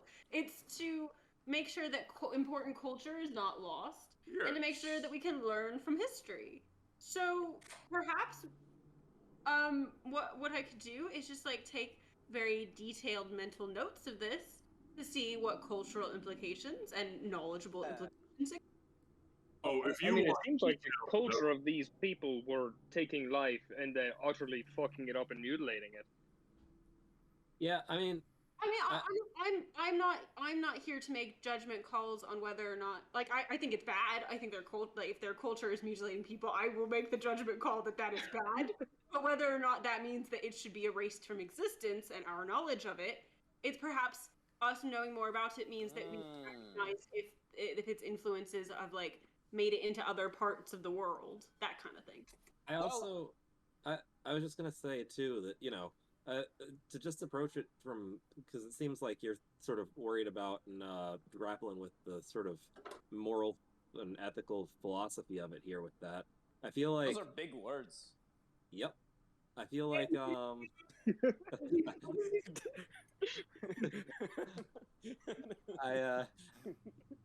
feel Been learning a lot from Byron, huh?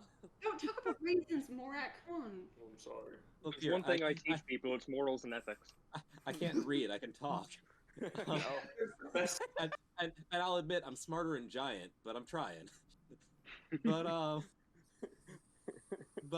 no, it seems like that's what you're grappling with here a little bit, and I'd sort of, you know, extend your line of thought out there. Like, if you're worried about destroying anything that's culture, I could make an argument for anything that's man-made ever being culture in some way or another. So, like, by the same argument you'd say this is culture that you're destroying, I could say that the Weavesguard hurting people in Harry and Magi is also culture that's happening right then and there. I can say that all of slavery is culture. I could say that, you know, all kinds of things are culture. By that means, it doesn't mean that it's good or bad, and if all you're doing is trying to protect all of culture, you're going to be fighting for a lot of wrong causes. That's at least my take. And the sword thing that I said earlier, they're the same kind hand of in hand, yeah. Basically, what I said. Yep. Off the cuff. I think. If you write it down, you are doing your due fuck. Yes, buddy. you are doing Jill. No, I think he's had it. You don't have to preserve culture, this culture, by keeping it existing. Just take notes about it. In, I suppose, a perhaps more accurate sword analogy from what Morak had, you don't have to preserve the sword, just preserve how to make it. Preserve what it is. Exactly, like I think in terms of preserve, that's like in the general creed, but it's more cultural artifacts. Like enslaving nations, we would try to preserve manifests, like trade manifests, but in terms of preserving slavery, I don't think so, if that makes sense. Yeah. Yes, it's like a dull sword. In many ways, it is. Let's just go with take great notes, and then we'll destroy it all. That way, no one has access to things that can prospectively hurt a lot of people. Thanks for thinking through that with me, guys. I appreciate it. Yeah. No problem. Here's some gorp. Oh, great. I appreciate this gorp, too. It's just race. You're welcome. No, it's good old raisins and peanuts, and also M&Ms. Oh, raisins and penis. Delightfully salty and sweet. Great taste. It tastes great together. Also, sorry for the discussion of slavery and stuff. No, I mean, it's a fine thing. I think I'm against that. I'm sorry, what did you just say? That's good. No, it's fine that she brought it up, not slavery. Okay. I just wanted to be clear here. Like, there is a slaving nation near Orc territory that the Tuspanes are staunchly against, so. You're against the nation or the slavery? Yes. I like to think everybody is side-eyeing Morak right now. They're always eyeing me. Was the Empire against slavery or for Yeah, slavery? anti. We're extremely anti. They're extremely anti-slavery, but they were fine with making beings that did their every whim. I would like to put my support strongly in the anti-slavery camp. Just remember this next time the tree elections come up. With that, I'm gonna go not sleep. And Sunny walks away and powers down. I'll take first watch.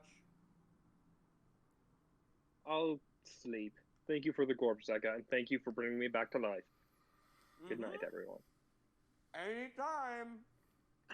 Well, anytime, one more time. Hopefully it doesn't happen again. Oh, wait. Yes, before you go to sleep, I should mention this to everyone. If you haven't been keeping count, we have 1 diamond left. So, only one person is allowed to die until we buy more diamonds. Wait, so the diamonds have to do with us coming back to life, but did you feed me a diamond? Okay, so later I can tell you the specifics, but I distill the essence of the diamond into a thing that I made using a vision that I got from Mystara. Oh, I get it. It's like diamond leaf. Like gold leaf, but more expensive. It's like diamond juice. It's like biting into a rhinestone cookie. You know, that's all right. That's all right, Zeka. I'm not worried. I can't die.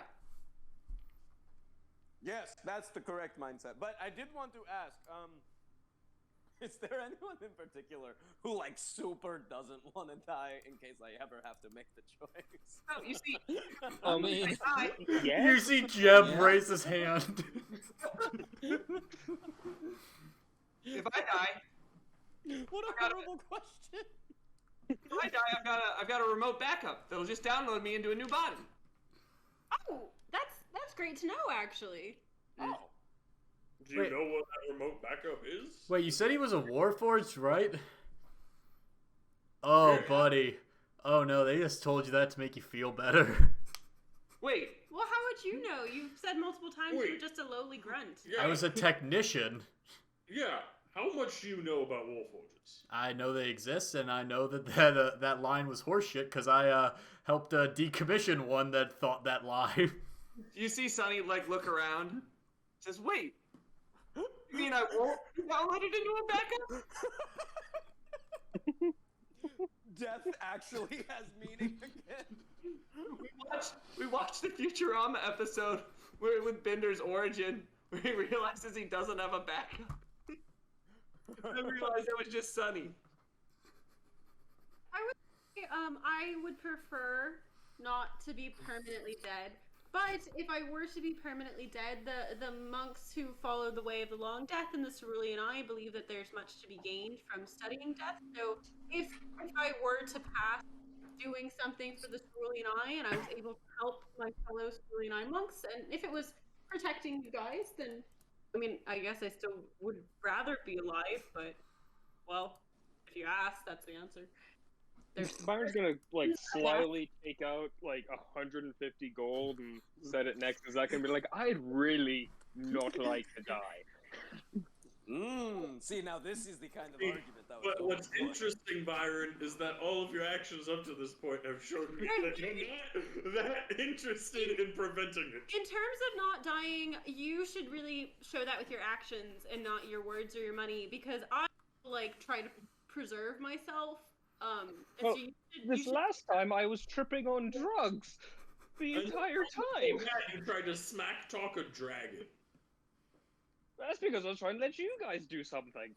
Okay, well, I think it was a filler episode. Also, I doesn't count. only vaguely remember this dragon thing. I feel like it's questionably canon. Okay, I feel like I might have just tripped and brained myself on a especially hard It's marble canon staircase. enough.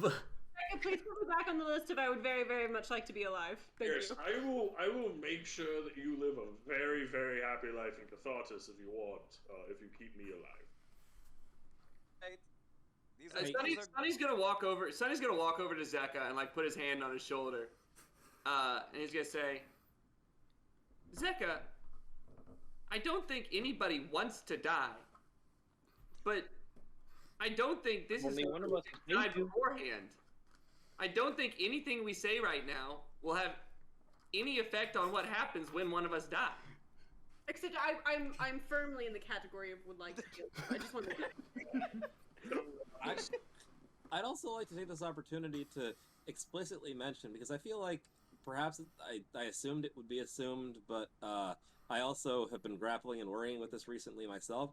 I'm almost positive that if and when I die around you guys, or in general, you know how when things die around me, a couple of my spores often escape and reanimate their corpses as terrifying husks?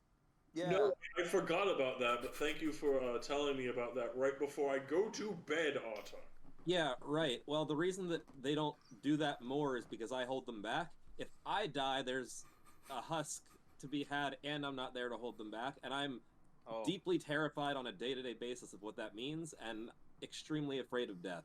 So maybe Barnes gonna take out 5 platinum and set it next to Zach and say, "Keep Artuk alive." yeah, instead of you being part of the resurrection conversation, you can just be in the really, really don't die at all. Yeah. No, be also in the really, really don't die at all conversation. I'm gonna put myself in that group.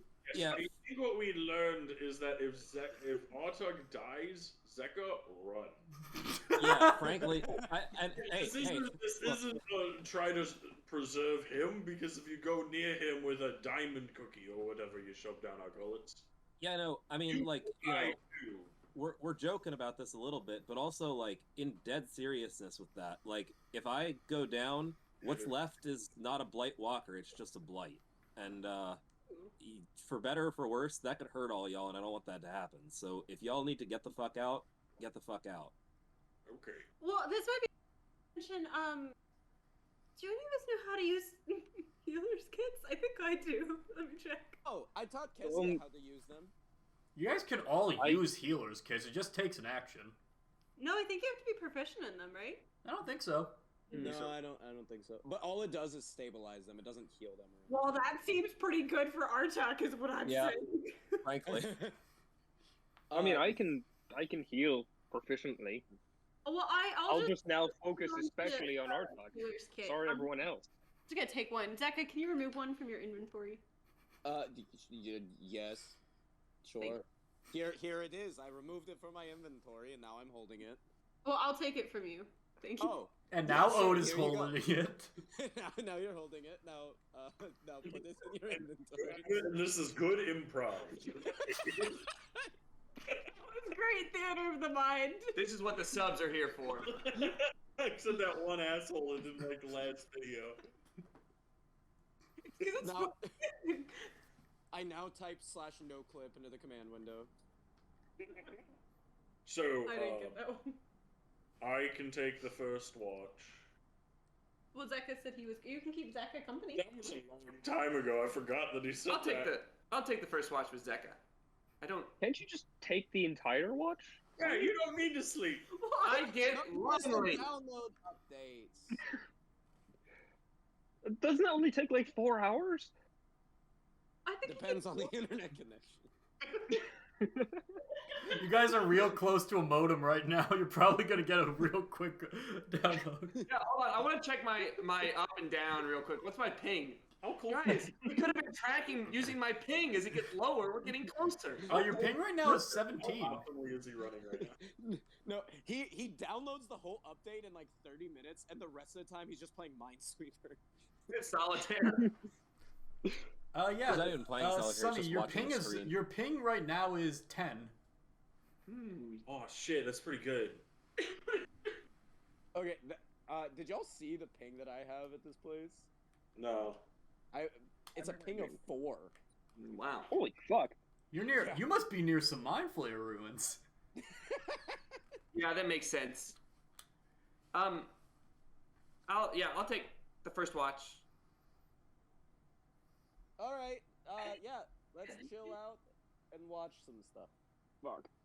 How do I get to the show? Oh, like that. Oopsies.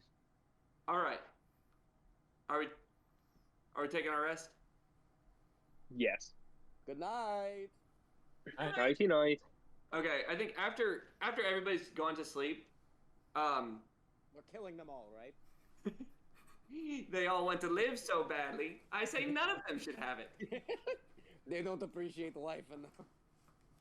No, Oh, Sonny, you're the only one who appreciates my cooking. Wow. Sonny is going to like kind of turn to Zeka, and he's gonna say, Zeka, I do want you to know, if I die, don't try to bring me back. I don't know what would happen, and I wouldn't want to take that away from someone else if it doesn't work.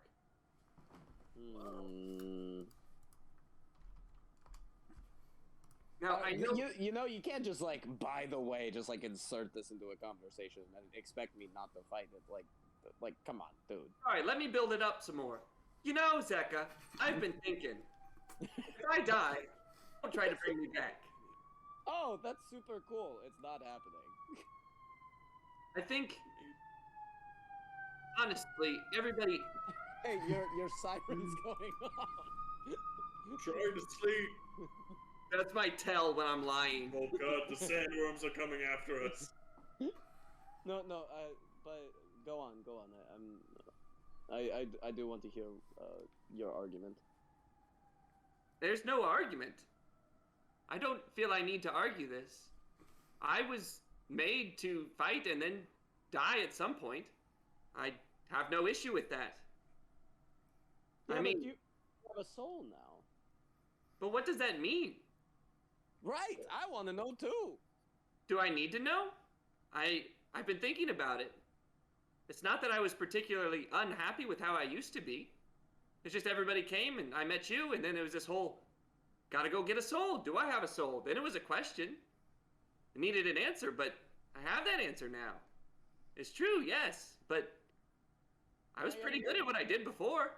I'm still pretty good at it. But does that mean I need to be more than that? I mean, if you are satisfied, then Then you don't need to know the answer. I mean, I for one am very curious as to why you have a soul, or how you have a soul, or like what that means in relation to the weave scar. Then or not weave scar, the weave breaking. I don't know. I mean, doesn't it just interest you? Doesn't it like give you a sense of like purpose and like a need to like understand? If not, that's totally fine. I don't know. I mean, I used to have a purpose, but that purpose made a lot of people really unhappy. Look, I'll say this. You have the skill. It's your diamond. You do what you want with it. I'm not going to be mad at you, Zeka. But don't feel like you need to save it for me. I will say this. I will give you this. All right? Should someone die and you are not also dead, I will be using the diamond on them. And then if later I don't have a diamond and you do die, then, I mean, there's literally nothing that I could do. Like, I'm not going to let someone else die for the chance to bring you back, you know? So don't worry if that is what you're worried about. But literally, if anyone else dies in addition to you, you are the person I'm bringing back. I'm just telling you that for free right now. So he kind of looks off into the desert, and he says, "That makes you happy? That sounds pretty good to me." It does make me happy. Does that make you happy? Yes, it does. You are very precious to me, you know? You're my best friend. So he kind of like turns towards Zeka. He's like, "You're my best friend." Just thinking back, you were my first friend. Oh, That's really? pretty cool. You never had any like water buddies or anything? They were more like work friends. I mean, it's different. Sometimes you get a beer after work and it's like kind of weird and you don't know what you can say around them. Exactly. You don't want things to get political, but also, I mean, politics was a big part of my life. We're getting off topic. Anyway. Yeah, I mean, you are one of my first friends, and I am eternally grateful to have met you. And I to you. And I guess this is a good time, and I'll reach in my pocket and I'll pull out 2 friendship bracelets and I'll hand one to him. I was waiting for when you said that I was your best friend, but I had these made because you're my best friend, and it's like a little, it's just like a little like it's super simple, like burlap, like twiny, like just wrapping. It's like it's not particularly pretty or anything. It looks like the shod work of a middle schooler who barely knows how to like do shit like that. I'm a baker, not a knot tire. And then there's like a little pendant on it, and like scrawn in it in chicken scratch is like B and then half of an F, and then there's another circle that has half of an F and then the other F, and they fit together. Nice. So he takes it and kind of inspects it, looks at it, and then I think he'll tie it onto one of his wrists, onto his left wrist, I guess. Thanks. Sweet. Bestie. Hell yeah! And then we shake hands, and then the camera shot shows the 2 circles going together. Yeah.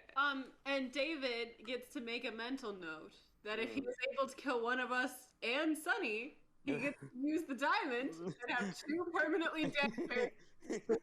Great job. Sonny, you get +1 to your reason to live stat. Oh, hold on, wait. Does that affect his bad vibes check at all? Reason. And I will use distinct it. stats. Reason to live. You get a +1. As charisma, proficient. You're not proficient? Are you No, kidding? he is proficient. +1. It's +1. Okay, sorry. Byron's not proficient. 1. Megalith's Freeze one. to live? No. Does Will to live? bracelet. Probably still no. I hope you're not saying second friendship. It's then- second friendship bracelet. the friendship bracelet. It's a magical item. It's +1 will to live while both parties are wearing it. And if either party wears it, it becomes a cursed item and it becomes a -5 to live. Oh my god. Robo Coochie?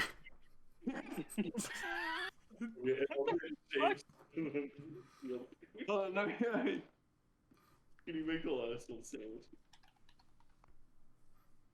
What is it? Gort? He's got a +7 to reason to live? What's it? Gort? No, just sandwich. No, sandwich. He made himself proficient in it. I think he made it charisma. Damn. I think neither of those. I think it's wisdom and you're not proficient in it. Personally, I think strength, because I think all the... No. Can't eat them, but I like them. I like the thought of him. Thought of sandwiches? Yeah. I like the thought of them.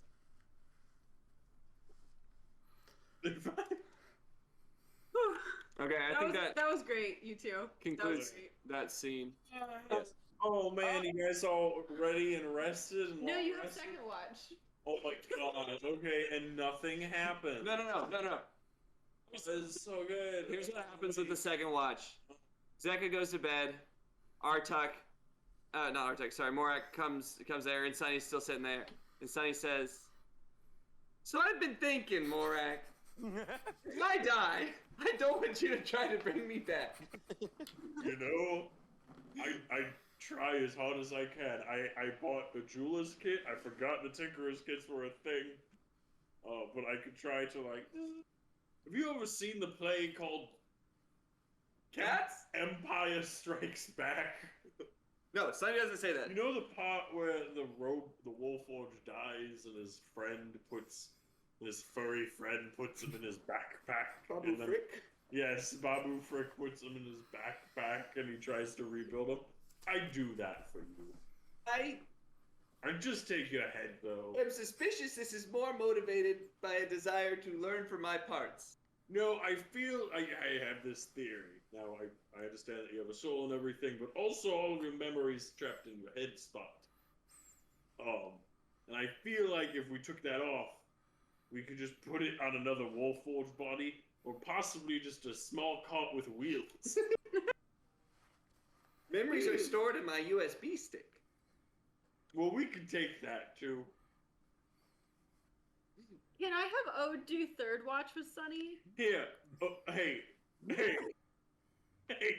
Ode, go back to bed. It's not your turn yet. Oh, sorry. I want you to know that I never really felt that we would be friends, but now that we can joke about things like you dying, it can't happen. Thematically.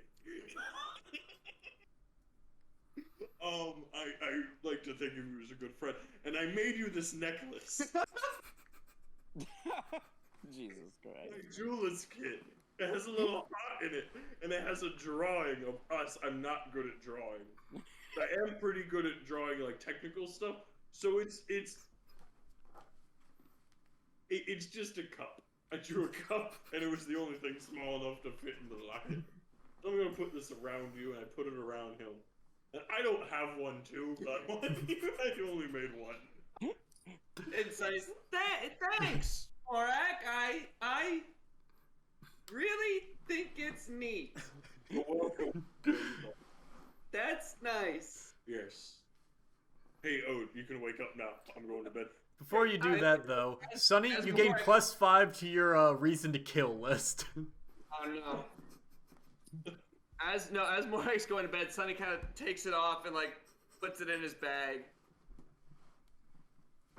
Ode kind of wakes up and she's like, cool, doing watch.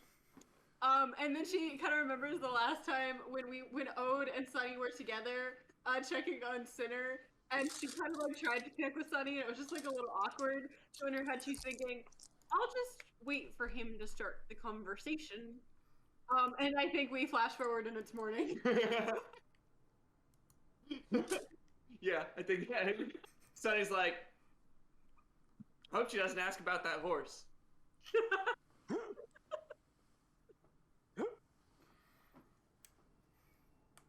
You know, we just sit in silence for like 3 hours. For like 3 hours.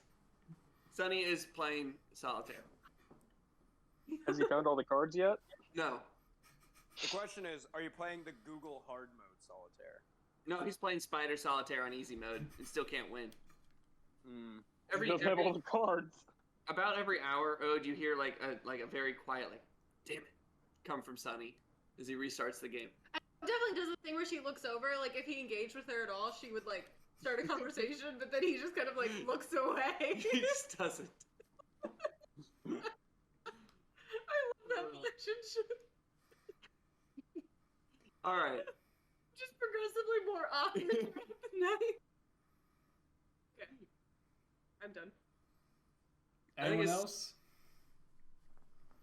I've got one thing. As soon as the sun rises, whenever that happens, as soon as the sun rises, like as soon as it's like early enough to go get people up, I think Sunny and Ode like both stand up and just like no, like yeah, okay, we gotta go. Like okay, it's done. It's Watch done. is done. All right, before you guys do that though, I have a thing. Oh, do we get to roll a perception check? Oh, the DM's gonna tell me he's Sunny's best friend now, also, isn't he? Sonny. You know, you're the first girl I've met in 30 years. I have this sock I made. I have this crystal I ripped out of my skull. I want you to have it. You're among the group. Just like, I have no friendship bracelets for you, my coworker. Alright, what you got, David? Byron, how are you sleeping, buddy? I'm gonna guess not well, based off that question. Yeah, it really was leading. As Byron, you drift into sleep. Where does your mind go immediately? As just sleep kind of begins to envelop your brain as you just kind of slip into the darkness of sleep. He just died. He's very stressed about Mind Flailer shit.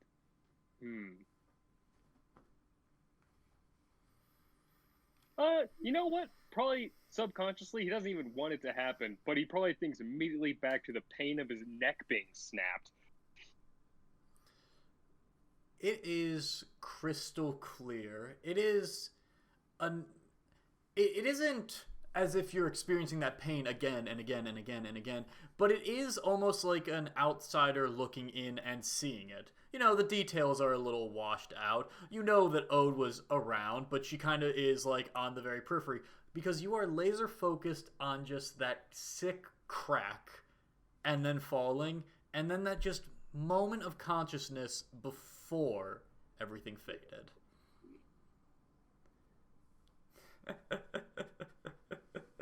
And you just hear this quiet laughter, and then it begins again. That same snap, that fall, that fade to black as this laughter begins again and again and again. What do you do? Getting a lot of enjoyment out of that, aren't you?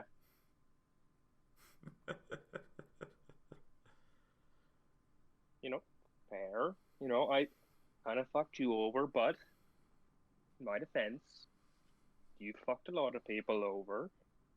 Also, how'd you find me? Actions have consequences, Byron Black. That doesn't answer my fucking question. Do you think that you can steal an aspect of myself, and I won't know where you are? Every step of the way, every fleeting moment of sleep, I won't have you in my vision?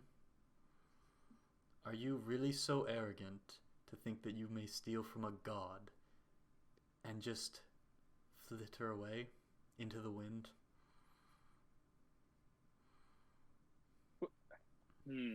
That's a tough question.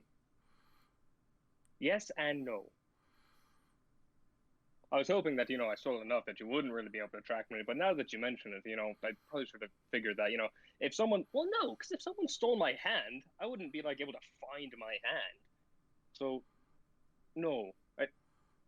I think there's a disconnect between you and I. Maybe that's where our, relationship, fell through.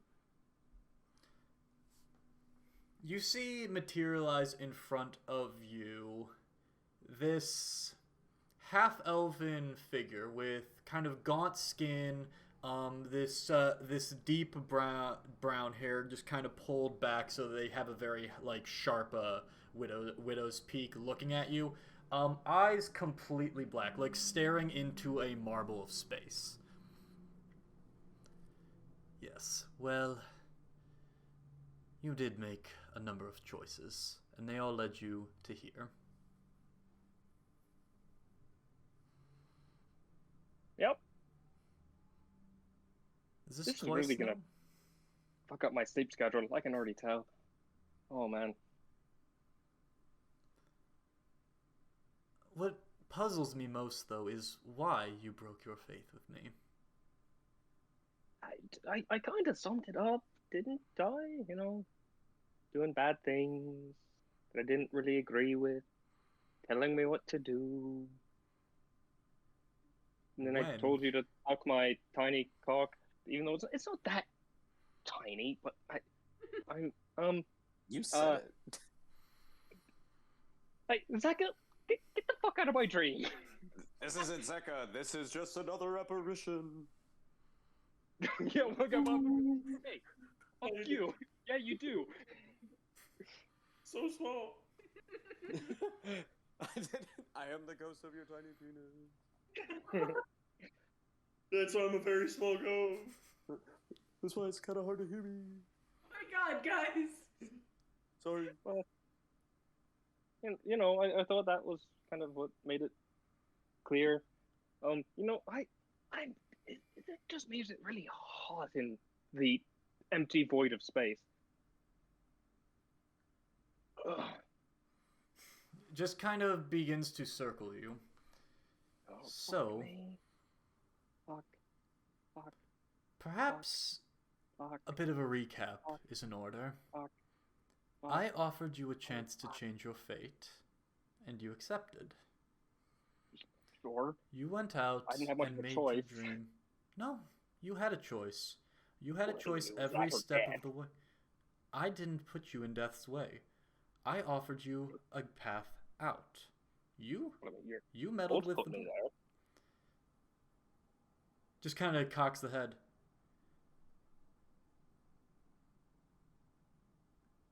I don't direct as you think I do. I can. I choose not to. You did with me. What did I direct you to do? I don't remember. If you can give me a single example. A singular example. I think you told me to keep on fucking up Mind Flailer shit. And yet, even without me, you've continued to do that. Sometimes things align. It seems as though your only motivation since breaking faith with me has been to do that. Yes, perhaps to appease a sniveling toddler and rescue it, but ultimately motivated by furthering that. Wait, who's the sniveling toddler? Zeka's face appears, replaces the elf woman's. Hey, he's not a toddler. He's 14 and a half years old. Show some respect. You start. Oh. So, let's continue. He's given me a reason to respect him, so... Yes, bringing you back from death's edge when you decide to bravely off yourself. Or when you decide to run boldly into hell, screaming and fearing my name. And then, what is it? A snap of the neck? Again, just right in front of you. And this time you feel it a little bit. I was hoping you didn't see, that. But, you established that you've seen all this. Yeah, I'm clearly not afraid of you. I'm not afraid of anything. Oh, delightful. Denial, all of it. You see, why do you think I'm here? Why do you think I come with you? You are so arrogant. Do you think you matter in any way? You are a speck upon infinity. I don't say this to insult you, though I'm delighted that it does. I say this as a simple matter of fact. You are a speck upon infinity. What you stole, however, is not. It is not essential, doesn't that by though I definition do make me delight. not a speck upon infinity? What? If I stole something that is incredibly important to all of the cosmos, wouldn't that make me not just a random little speck in infinity? Wouldn't that make me a very important speck of infinity? No, it means that you carry it. When the wind carries a leaf, does the wind become the leaf? Well, it's the wind that carries the leaf, and if the wind wasn't there, the leaf wouldn't be carried. And yet the wind is entirely replaceable with any other wind, or any other force of wind, or anyone to carry it. It is entirely replaceable and insignificant in and of itself, other than its relation to something that actually matters. Much so you're like trying to say anyone could have stolen that from you, which means that you have very bad security. You should probably hire new people. Such an asshole. Perhaps I will find some new talent. I can think of a few people. Oh, fuck. No, maybe don't. Fuck. I shouldn't give advice to So you people who are want to kill me. afraid. So you are afraid of what happens if I seek out retribution with you. You're terrified. I think I've got a good idea of what he'll do, and he'll point to his neck being snapped. That wasn't me. That was once again I know, the but choice of something. your... No, Why the point is that do you'll you kill me think I painfully? care even a little bit with you? You Because care... you're talking to me right now? No. I don't care about you. I care about what you carry. And that is a critical distinction that you must make. Byron, Ken, whatever name you choose to carry, it is insignificant because you chose to break faith with me. And that was your choice. And that is one that I will not begrudge you for. What I will begrudge you for is that you stole from me. You stole a critical piece to my machinations. And you may go on with your life, short as it may be, suicidal as you may be, and do whatever you wish, so long as that is returned to me. Because you do not matter. My rage against you, while present for a moment, was fleeting. And if you return the heart to me, it will be done. But if you do not, well, what do you fear? You've already lied and betrayed that you are afraid. You fear what I'll do to you. What do you think I will do if you do not give it back? Well, very clearly, kill me. No. Continue to haunt my dreams. Just really fuck up my sleep schedule. Byron? Probably try to kill my friends. Probably try to kill my family. I probably should stop talking because I'm giving you ideas. Byron, you will not die. You will never die. You will face eternity witnessing your many deaths already. Your friends' deaths. Let's make, or your families. You know, all those are bad. Could we avoid that? I mean, they hold out their hand in a way that doesn't, like, you know, take away that nice little pearl. I found that, you know, it's really you know, special to me for various reasons that I'm sure you can guess because, you know, you can peer inside my mind. They retract their hand. You broke faith with us. You are not allowed back in the circle. You are gone, and you are free. So return my property, so that I may continue, and you may go.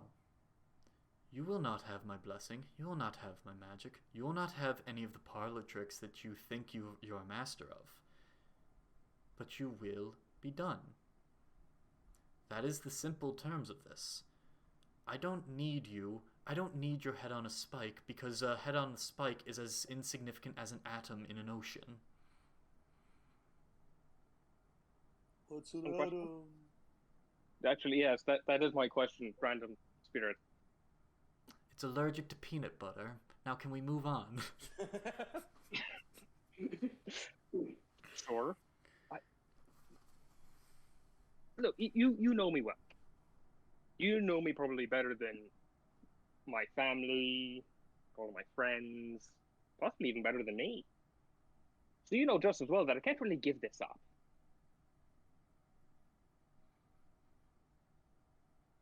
Then bask in the consequences.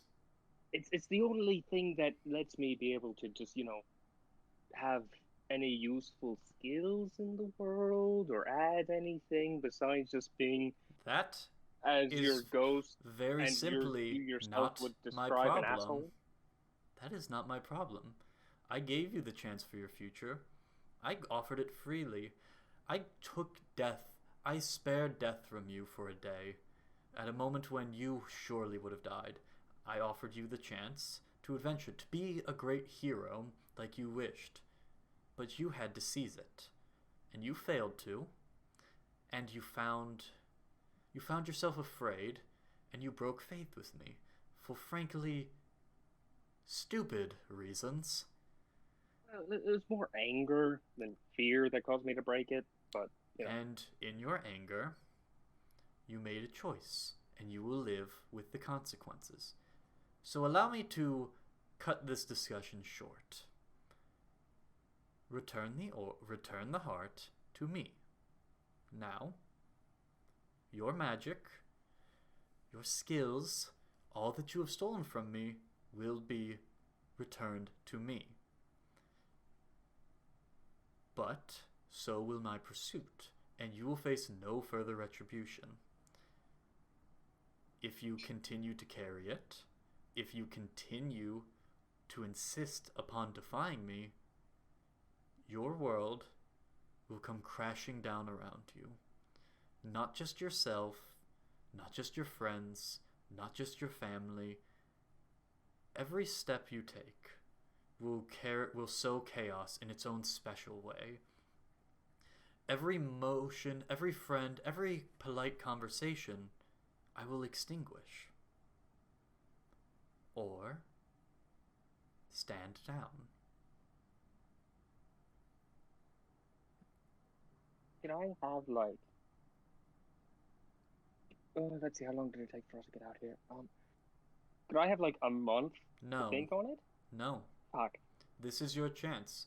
You've thought long enough, you've stolen these gifts long enough, and you've gotten yourself killed, and you've tortured your own friends with your incompetence at using my gifts long enough. Settle down and let the people who understand this magic use it, and walk back home, farmer boy, while you still have a home left to walk to.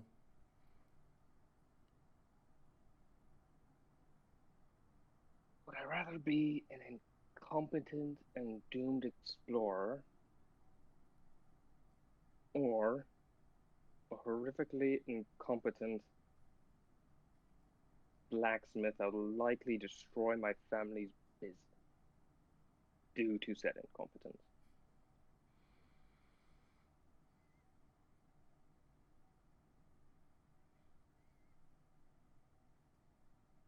Ghosts, do you have any input?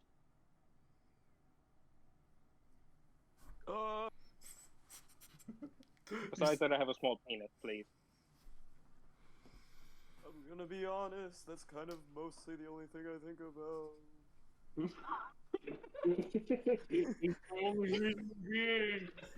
Carson, this is your character, baby. We don't have any say. This is your call, Carson. I mean, if you were awake, Ode would say something. Yeah. But you're in a dream. Yeah, the only person you can talk to is the small penis ghost, dude. He's got small penis on the world. Here's where I'm at, my...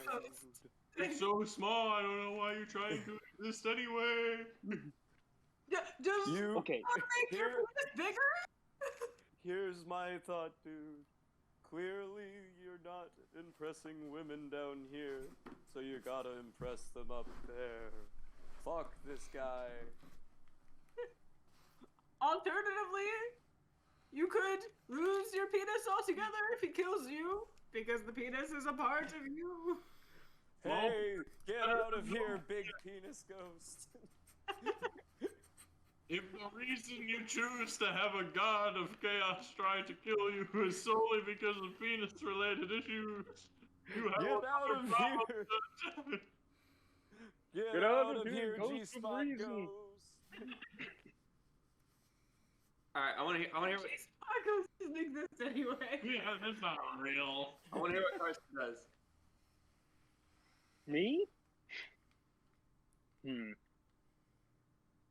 See, if you hadn't mentioned the incompetence, this would be a lot easier. But you immediately hit on the one thing that fucking targets them. Damn you, Mary, for starting us to make our conversations about how our characters feel. Gave David the perfect tool. No, okay, just how incompetent am I with the magic? Just, like, be honest. Fully honest, I want just, like, 5 seconds, just rundown of just how bad I am with that magic.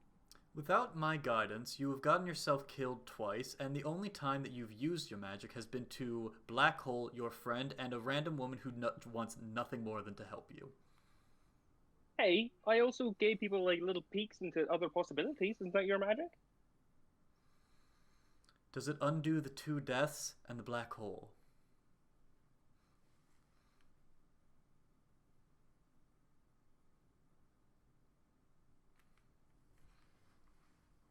I'm really just hurting people, aren't I?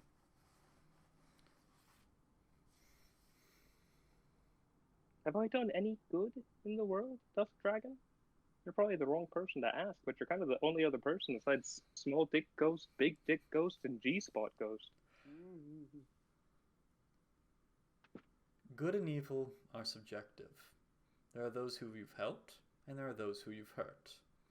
What you make of those people, and what their deaths have done, in the grand scheme of eternity, it means very little.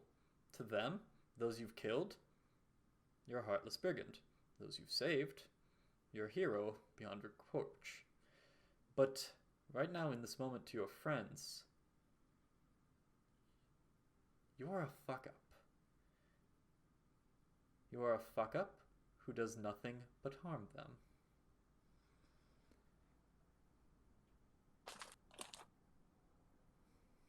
Would you at least be able to give me a ride back home? No. Walk back yourself. We are done after this. You've made your choices. Defy me or obey me. That is your choice, and I will not spare you from the consequences of either.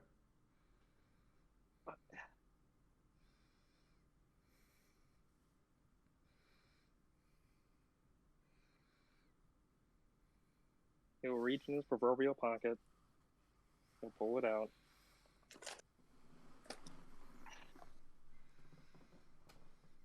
I am just hurting them. Kind of pull it up. Is there any amount of light?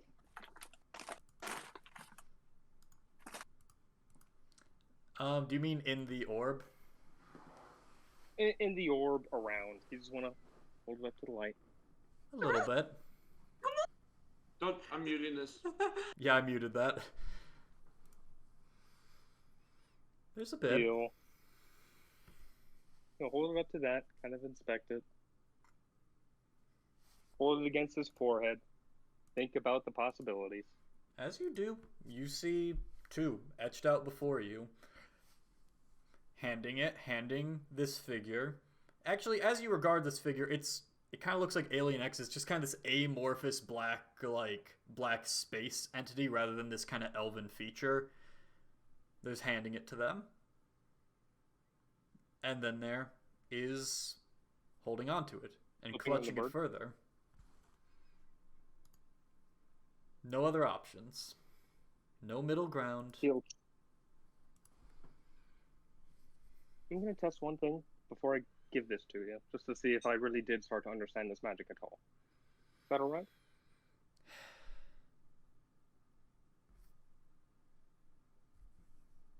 He'll hold it to his forehead, and he will attempt to cast Manifest Echo.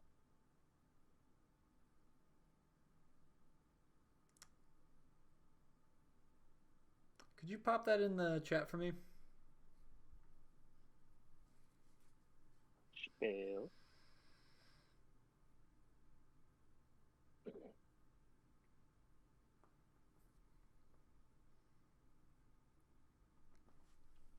You see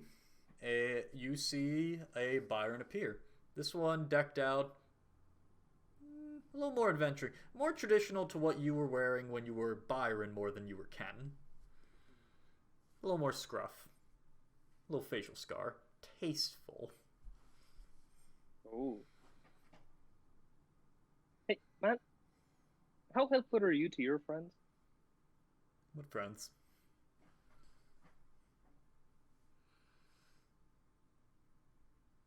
You still travel alone? You ever found any friends? That was like the worst time in my life. Well, the more I walked around, it just got in the way a little bit. Always trying to drag me off into things. Going this way, it's a lot easier. Find a tavern, find a girl. Maybe a night, maybe a week. Not a month, never a month. But that's enough. A month's a long time. It's a bit. It's just a bit long. But yeah, especially you'll go through with a lot of the elder women. They'll start talking. Oh my god, it's just so much. Right? Luckily, I never had that much luck to begin with. I had a tendency to like ramble, and then they like run away. Really, I just don't see that. I just don't see that happening for you. See, I have that problem a little bit, but I feel like I can always just find a way to recuperate back and bring it back to center. But you know, it just they always tell me I go on and kind of reiterate a point I've already made. Yeah, I feel the exact same thing. That'll continue for, let's see, how long does the spell last? Let's say 30 seconds. Let's say 30 seconds it goes on for. Anyway, what do you need? I'm thinking about giving up the magic because, all I do is run around and hurt people. Never really cause any good in the world. Hurt my friends. Also, if I don't return it, they'll die, my family will die, and I'll be forced to live in eternity watching them get tortured and die. Well, that sounds fucking rough. Right? So what do you think I should do? Me? What would you do in this situation? And don't say summon another version of yourself. Well, that was my first guess. Fuck. No, we think too similarly. I would say, wonder why that is. No, I would say this. What I would do, you say you hurt your friends. I don't really have any friends. What I'm going to say isn't going to be worth a whole lot. I'll say this, though. Walking the road you're on, it wears at you to be alone for so long. Make your choice. Make it now. Dragging it out's only going to hurt. You got to treat it like a band-aid. You got to rip it right on off. He fades. All right. I guess at least I was able to discover something new with your magic. That's pretty good, right? Or is that already found? It was already found, wasn't it? I can answer that question. Here you go. Yes, no more hurting people. But I guess no more hurting, no more helping. Just I'll be a blacksmith.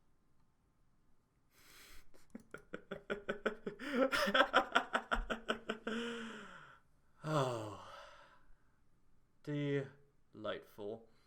You see the smile fade before you. Delightful. Well, Byron Black. Good choice. You see all around you the dream begin to fade. All around you, the buildings just collapse into the distance, and you see your neck realign. And you wake up. It is about... You see Ode and Sunny are still just... You hear Sunny say, "Damn it." And Ode's like, It's getting pretty close to dawn. He'll just try to very quietly cast prestidigitation to clean up some like sweat that built up on his brow from the stressful drink. It fades.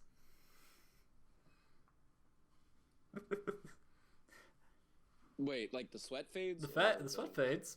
Sweat fades with your little flourish. Oh shit! Hey, Byron will pop up and go, "Holy fuck!" Sonny spins around like. Oh, sorry. I just noticed he woke up, but I forgot that he could just go back to sleep. Sorry. Oh, what happened? Look over there, and you'll make a minor alarm, I illusion of a think. horse. Everybody, get battle positions. Get ready. You see a horse appear, Sonny. Sonny starts lining up a shot. Ode is like confused because she thought she just heard Byron cast a spell, but then he like clearly looked like he was still sleeping. And he said, "Oh fuck!" Right? Oh. Yeah, he leapt to his feet and said, "Oh, holy fuck!"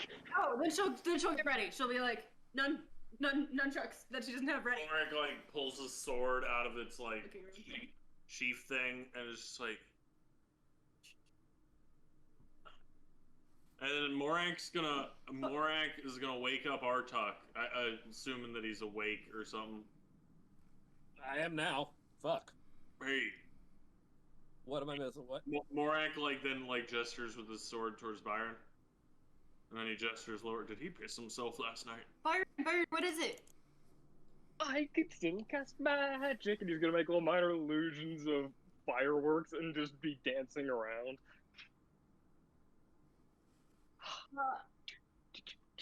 Great, Byron. Oh, so happy for you. Does he do this every morning? Have I been missing this? No. Oh my god, I can't believe it. What made you think you wouldn't be able to cast? I mean, is this different? He'll kind of Do you have reach to, in his pocket, dump out his bag, see if the pearl's still there. Yeah, it's still there. You see it has a slightly more glossy sheen to it. You guessed it. Does he kind of still feel a little bit of juice in it? Yeah. That's from New Jersey. Hey, all right, guys.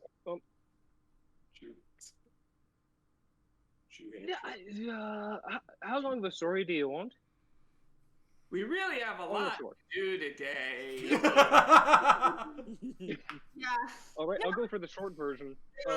Dragon, he came, he bullied me, and then I was like, "Oh, I'm so bad at everything." I don't know why I went to a second voice for that, but he imitated Zeka. Hey, this is not very nice. I'm sorry, it was an accent. But I'm so bad at everything, and I gave him back the pearl thing, and well, all I do is hurt my friends and hurt people around me, and I never really do anything good for the entire rest of the world. So I was like, I'll give him back the magic, and I'll go back to being a blacksmith and be a little failure back in my hometown, like I was originally going to be. But now I can still do magic, and this thing still has it too. So I see so far no repercussions for my actions, and I can probably oh fuck, I can still hurt all of you guys. Yeah, it sounds like you did a lot of good self-reflection, and now you just have to realize what to do with that self-reflection, Byron. Right, because there is a version of you that felt that it was dangerous to have that magic. It seems. Well, that's old versions, to be clear. Oh, okay. Maybe. I've seen plenty of them. All of them are just kind of oh, this is bad. But maybe next time, just keep doing that self-reflection, buddy. It was good. And maybe next time that you wake up and you can still just do the things that you've been able to do this whole time, don't shout about it. Sonny's gonna walk up to Byron.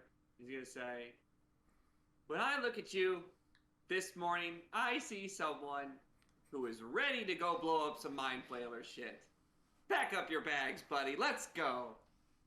Hell yeah, let's fucking go. Punches smack him on the ass and hurt his hand. Go, fuck, that still hurt. It's a hollow. It's not how. I think Ode will kind of maybe put her hand on Byron's arm as he's excitedly running away and more privately say to him, like not like speaking in front of the whole group, and say, Bart, I think it is good that you're thinking about if the magic that you have has dangers, but I don't want you to feel like it's a decision you have to make right now, seemingly. Like at the monastery, they train us in monastic ways and like using our ki, and it can take years. Flips and shit. Yeah, all the flips and shit. And so it's like, if you don't have this power, it's possible you could train up to do something else. So it's like, even if you lose this, there's other options, but it doesn't seem like something you have to really stress about right now, right? Well, no, I have been training to be an actor. Yeah. I'm good on the prospects. Right now, I'm still riding this high of the fact that I still have magic. I'm sorry. No, I It's think just it's great you still have magic. Like, yeah. Like, let's go blow up some Mind Flailer shit. We can talk more about, point to Artak, the moral and ethical quandaries about all of this, right? But for the meantime, I like talking about that. Where is she pointing it out? I'm feeling really good, and I don't want to get right back into my feelings that I was just in with the Dusk Dragon, because that'll make me feel really, down and depressed and really have no energy to go blow up some shit. So let's go do that now, before the feelings come back. All right, I can respect that. Let's go. Hell yeah. Star wipe.